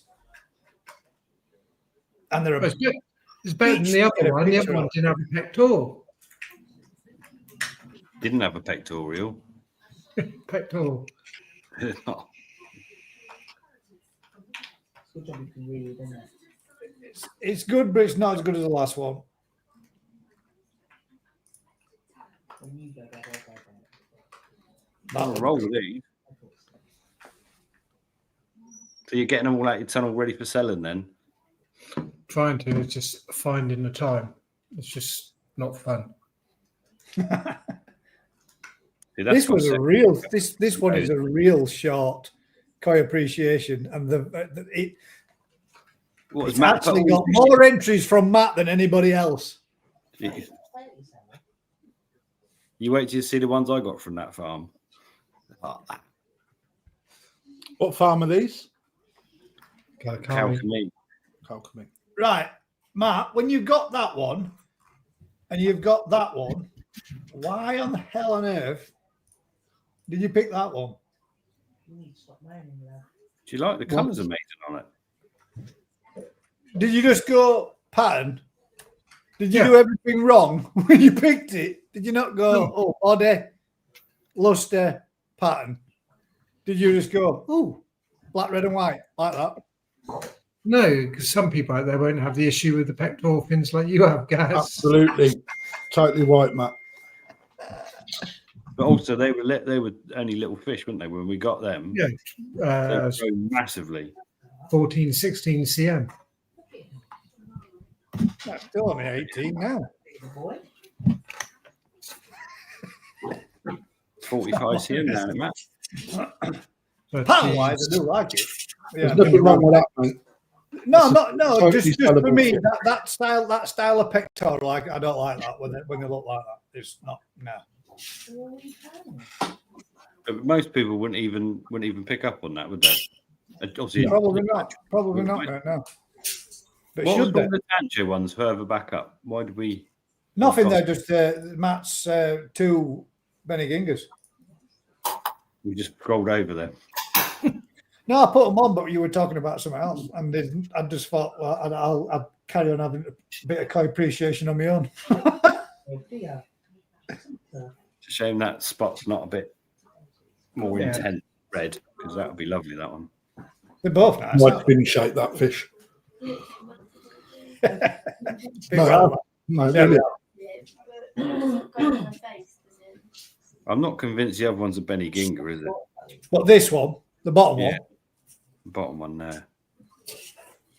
that Nathan one is because it's got the There's a ridiculous on each. But this one's a bit. Yeah, it's nice, but it's a bit. What else could you put him under then, Mitch? I don't really know. Was that it? Name for it, I'm not sure, mate. There's a nice one. There's a nice one. Yeah. Randomly snapped with my iPhone. That's about as good as Benny. Yeah, really, isn't it? Hang on, you got a big one in your pond, didn't you? I've got one in my pond, yeah. Have you not?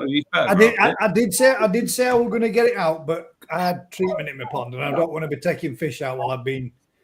Come on, while I've been putting treatment in, I don't want to be disturbing fish unnecessarily. That would be irresponsible of me. You must have an old photo of it. I have got an old photo of it.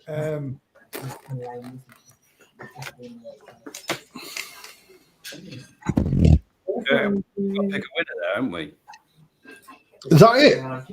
Yeah, that's it. Same Matt's like got a win just from default of putting all the fish in. Yeah, Matt. Colin Hollands takes it for me. I got first, second, and third then, I reckon. No, Matt's first one takes it for me. God, where the hell is this picture? Collins is pretty mad though, isn't it? That's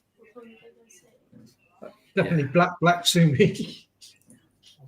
Deep black. What amazes me is how much they change in their whole life period, not just in a year, but their whole life. That's the only one I've got of it, but that's 2 years ago. 10 years ago. 2. 2 years ago. Why didn't you photograph it now, Gus? He's got treatment in his pond. He didn't want to. Because I got treatment in my pond. I I got Alprex in. But I will do. It's nice, isn't it? There's the luscious, good fish. That's a while ago. So that's the end of that. Well, there you go. So we've got a split decision. Hang on, Gaz. I voted for Matt's first one. Crafty's gone for Colin Hollins. Not that one. You will change now. Where's he gone? That one, that's Colin's first one. Why are they all in a different order now? Oh, Put it up then. Pick it up. Although it's slim, it's male. I'll give it the benefit of the doubt, and that's for me. That's yeah, that's mint.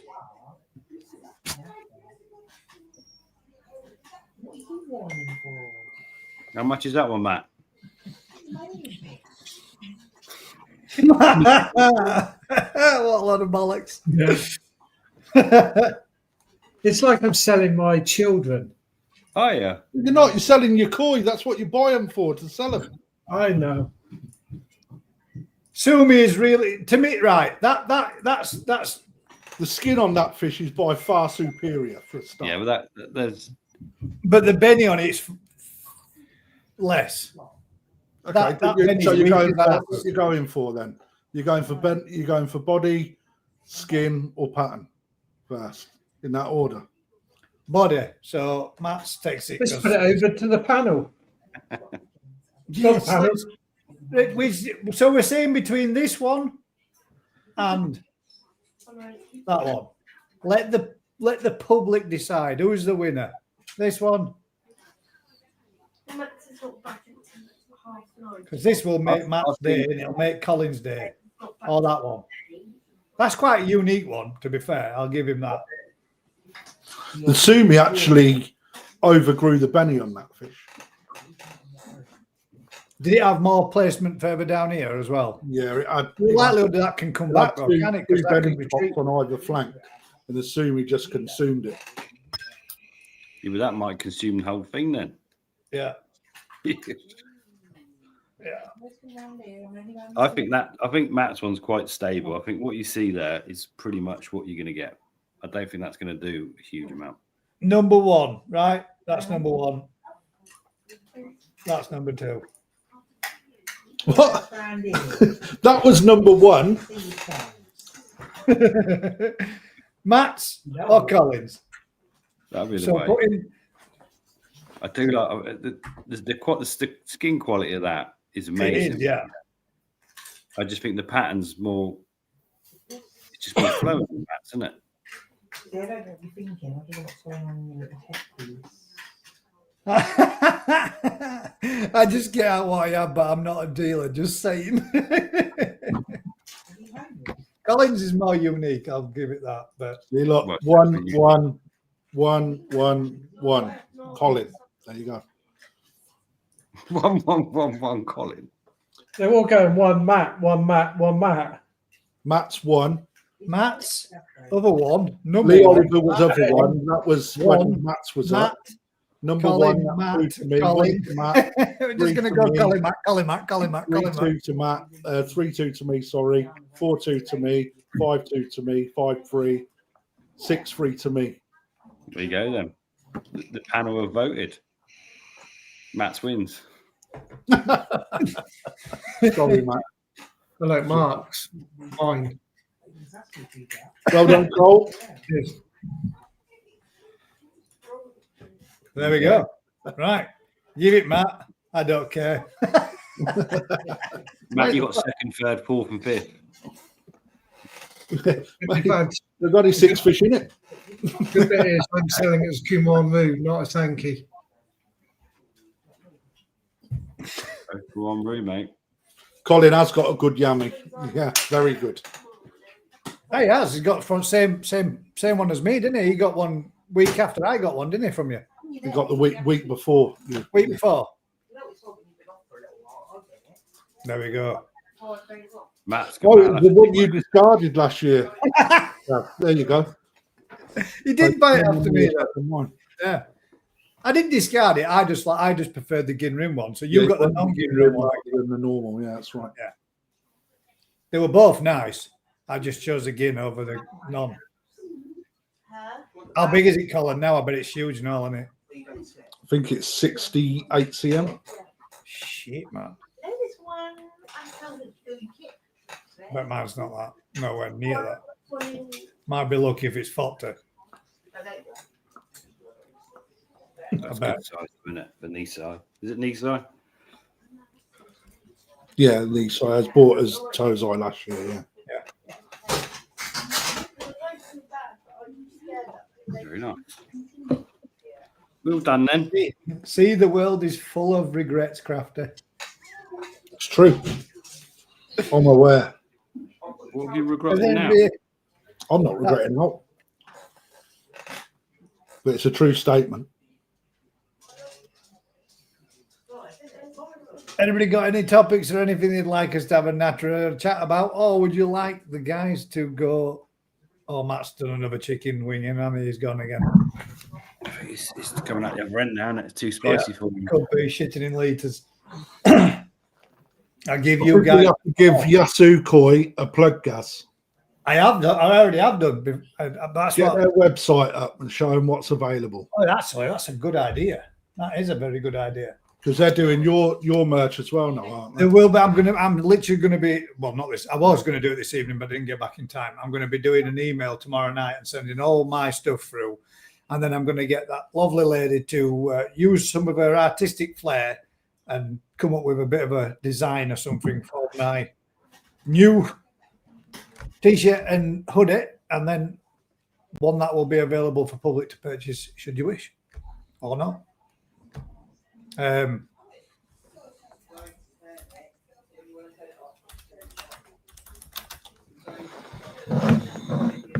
we will give them a plug because I do think Hello. You would I have do think that these guys have got some of the best quality garments that I've seen at a koi show. Something like the shower go on, did it? Up to press. Did you get scared? Yeah.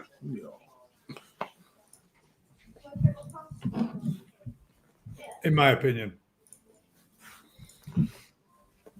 So if everybody is looking for any t-shirts, hoodies, headwear, drinkware, kids' clothing and accessories,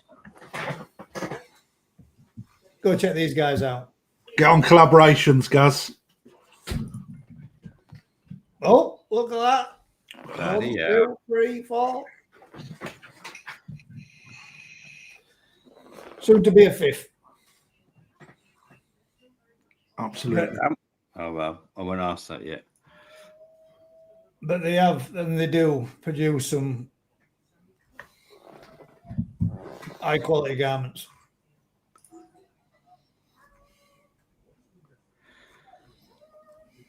Where are they based? Southend. Oh, yeah, I ain't got my cards in my wallet.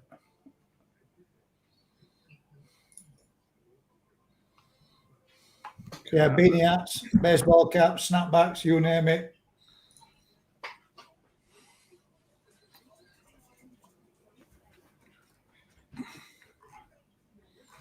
Yeah, they're banging. I think they're the best. The t-shirts that we got done that they did for us on a quick job turnaround for us as well for the show are absolutely mint, and they fit real well, and they're proper good fit quality in comparison to ones that I've had in previous jobs. Too far south for Gaz. Don't matter. I'm not going to need it to go there, mate. Can do it all online and just order it and have it sent to me door. And I need to get him to do me some of these, some mugs, because a certain YouTuber out there has smashed his mug, so I need to send him a new one. Is that what you do? I'll have a new one. Mine's dirty. They do my mugs as well. Beautiful. They spelt your name back to front, Crafty. Oh, is it back to front on there? Oh, that's wank, isn't it? Hang on a minute. Let me change that. I've got an algorithm UV on my last filter chamber. If I put oxygen in there, would it affect the performance of the UV? Oh, what is in pumping air in? Is that what you're saying? Yeah, because you're not going to be pumping oxygen in air. Do you mean aeration? But no, it won't. I wouldn't have thought, would it? Shouldn't do, but it might. Is that right? Yeah. How you just done that? Witchcraft. New cups. That was quick. No, he just changed his camp. He just changed his camp. Did that look right when I put that up? Yeah, that's you're correct. right. Yeah. Right, if I point at Rick now, that's pointing the wrong way, isn't it? Yeah, it is. Yeah, yeah. You've got your same as what I've got. That's why I did have it. now, yeah. Look at that mint. The only reason air would affect the performance of the UV is the UV wouldn't penetrate through the water because it's all agitated. But I don't think it'll make much difference. Not enough to worry about.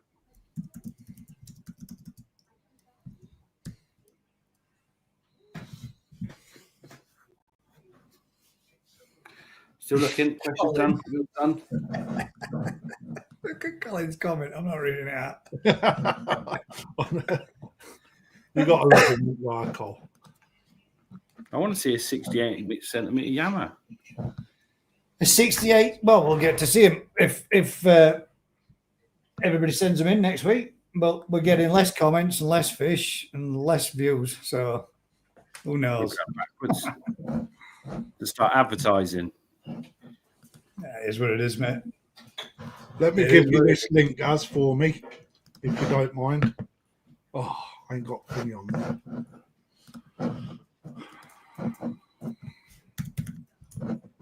But yeah, I will touch on it again. I will be getting them to do me a little bit of merch for the 3,000 subscriber giveaway, along with a fish that I'm going to be purchasing, or we can arrange in something with exclusively koi.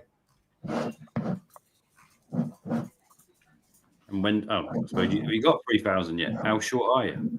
I shall tell you now. I'm not. I think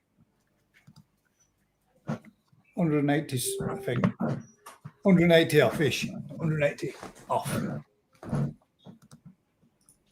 So we're getting there, slowly but surely. How can you do that?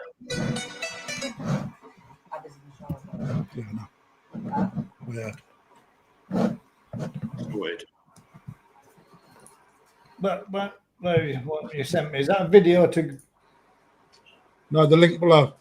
Oh, the link below.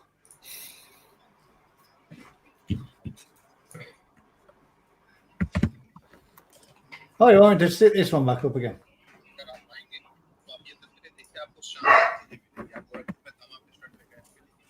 Did I send you a video, Gaz? Only of the fish. Oh, no, that's cool. Yeah, that one. No, it was the Yamaguchi's bowl of fish. और आपको services बेहतरीन दी जाती है और इसी के साथ आपको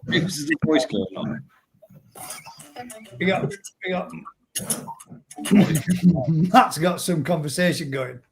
I was just going to say the craft, how annoying it is when you got all that sound in the background. I can't hear it. The mic must pick it up and amplify it. That's all I can say. Win a £1,000 koi of your choice.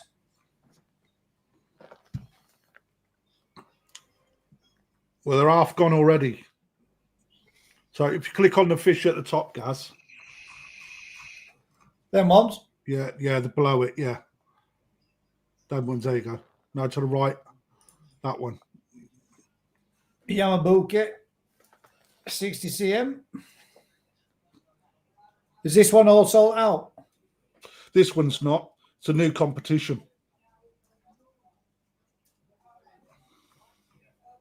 So you just buy a 99p ticket. Is that right? Yeah. Yeah, you have to answer a question, 99p a ticket, and then the winner gets to choose one of the three fish that was selected out. I know which one I'd go for.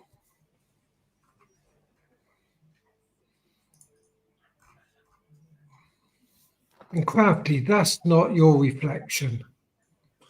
That is my reflection, mate. Is it? Yeah. Honestly, it looks like somebody with hair on it. Looks like what? Somebody with hair. Why on a serious note, I know you've got a camera and a capable picture of doing it. Why haven't you done a proper picture on them? Don't mate. Like, mate. Yeah, it's that's your mobile phone and you're on there, isn't it? Correct. Part of the reason is that the memory card to my camera is here. Oh, right. That's a bit of a bastard, that. Yeah. I know a guy that keeps doing that at work as well. So what happens if you get the question wrong? Then you screw Then mate. you don't get your entry because you've got the question wrong, right? But for God's sake, if you have a look, don't answer the question, but have a look what the question is. I don't even know, to be fair. I've never looked. Oh, yeah. Carrots. Carrots. I feed quite a lot of carrots to my fish, but No, and if you go down, there's instant win prizes. So the way it works, you buy an entry for the draw, and then if your ticket comes back with an instant win, the instant win is a bonus prize, basically. That's the best way of looking at it. You know, there's loads all the way down. If you show all tickets there, guys, on that orange box. Shit. So there's all them available as well. why are some orange and some grey? Greyed out have already been won. Blimey. God damn. And you can stack them as well. So, you know, if you bought 10 tickets, you could get 10 instant wins, all of a tenner or 25 quid or whatever it is on there. And just for the fairness and honesty, you could get none. You could get none. It's totally random generated. There's You know, the computer does everything in the background. We have no control over the draw whatsoever. So when we put a prize up, it could be won on the first ticket, like the top end prize. But the actual fish only go when enough tickets are sold. So yeah, if there's a draw date at the top, there's 25 coin vouchers on the instant wins, but the draw date's a bit further up, guys. I think Saturday the 13th. Right, so whatever tickets are sold. If it maxes out, we could draw it early, but it draws on the 13th of September at 8 p.m. So everybody that buys a ticket, that number goes in to the draw, and then that draw is done on a random number generator. So when that ticket comes out, that ticket belongs to you, Rick. For example, you win the choice of a fish. There you go. So the ones that Lee picked out on Sunday, they're going live shortly. And I think what we're going to do is 7 fish were picked. The winner gets to pick one of 7, and then we're doing a second place to do one of 6, and then a third place to do one of 5. So there's a selection to choose from. Yeah. Mm-hmm. And I suppose you don't know, you're not going to say how many tickets are available. It does say on there, it's all totally transparent. So it says how many tickets are available on there somewhere. 16,000 tickets are available. It's nowhere near that bad. When you actually look at all of the discounts and money off vouchers, we're actually not earning out of them at the moment. You know? There you go. Well, I won't buy it because then I'd just win the fish straight away, and then it would look like a draw, a bit of a fake. No. That'd be what I'd win. This one here at bottom. Yeah, but then you've still got the chance of winning a Yamabuki Izamiya Nissai, mate. You know. Oh yeah. Yeah. There you go. The Nexus has sold out. I think that's being drawn on Monday. So, you know, a couple of lucky £500 winners on that. Paul Windmill, he won a 50% off voucher and bought a load of Oase stuff, like, you know, 50% off what he bought. You know, again, it's luck of the draw. You can buy as many tickets as you pretty much want as well. No, you can't. It is part of the licensing conditions on it is that, you know, you can only go to a certain value. Yeah, right. But it won't let you keep betting. So what we've done, everything is done as it should be done. You know, so if I could back look of it, I could pick 100. You'll be able to buy 100. Yeah. Yeah, I think the max is something like 220 quid or something. So, you know, you can't just buy 1,000. There's 800 and something sold, and there's 900 remaining. Yeah. So if we didn't sell any more, right, with all the prizes that have already gone out, that competition loses money. You know, I mean, it's not about if that's what it gets. If we start like that's poor, isn't it? You know, we should be getting as much as we possibly can out of it, like for people to get entries. You know, let's face it, there's not a lot of people out there that can go and buy a £1,000 koi that's swimming around in a pond, right? Colin says, I won an evening attempt with Crafty at the National. Alan says, Colin, you're lucky. Yeah, look at what Colin puts further on. I cannot wait. Living the dream. Cannot wait for the hairy guy in the buff. See? So Crafty, mate, you want 50% off. What happens when he comes in your shop and goes, I'm going to spend $5,000? He gets 50% off. 20, so you might buy a drum and whatever, and you're like, shit. Which is what we've seen. Is that off RRP? Yeah, of course. Yeah. Oh, fair enough. See how it, That. one of them, isn't it? Nice, isn't it? Yeah, It's good, isn't it? It's got to drive. That's got to drive traffic to a website, isn't it? If people are doing it. We And could you try that. you get a chance and an option of winning a decent fish out of it as well, or absolutely. whatever else you're going in. So, We're lucky though, aren't we? Because we've got such a big shop, with the ability to bring so much into the competitions.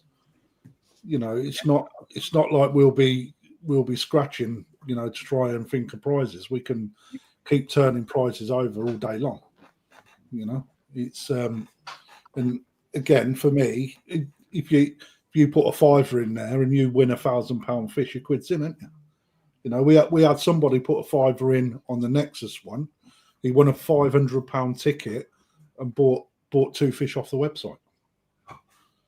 That was for 500 quid's worth of koi for a fiver. That's mint, isn't it? there you go. Paul got £2,000 worth of Awaze for £1,000. There you go. So it's still not bad though, is it? There you go. You'd be like, Otherwise, "Oh, with a motor drum. a speedboat or a caravan." Right, that's That's us then, ladies and gents. Thanks for helping out on that, guys. Appreciate that. On my proof. Yeah, so next week will be the Yamabuki for the koi appreciation. might have that one. That one, if somebody wins it, yeah. I want that one. Fuck off, Alan. You're fucking constant, man, I tell thee. Big Mac man.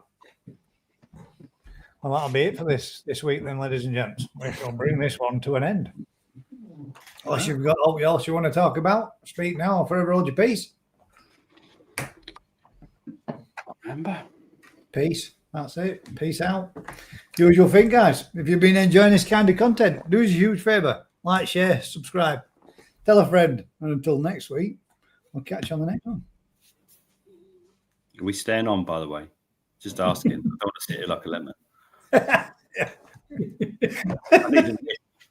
You need to eat. End your stream then. Good night, all. Catch you all later on.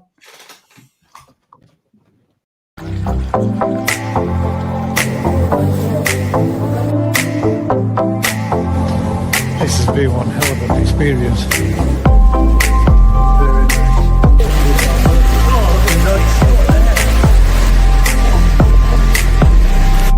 Have a look at that.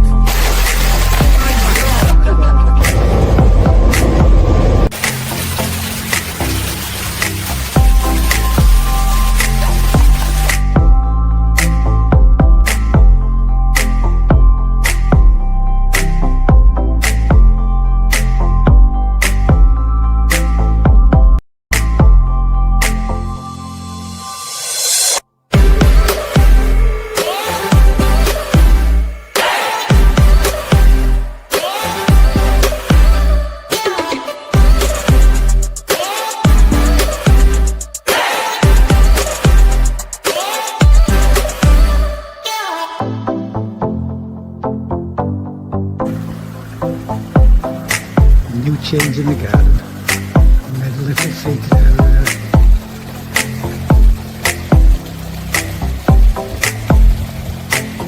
Into the little bush. So you can sit inside. And do the pub.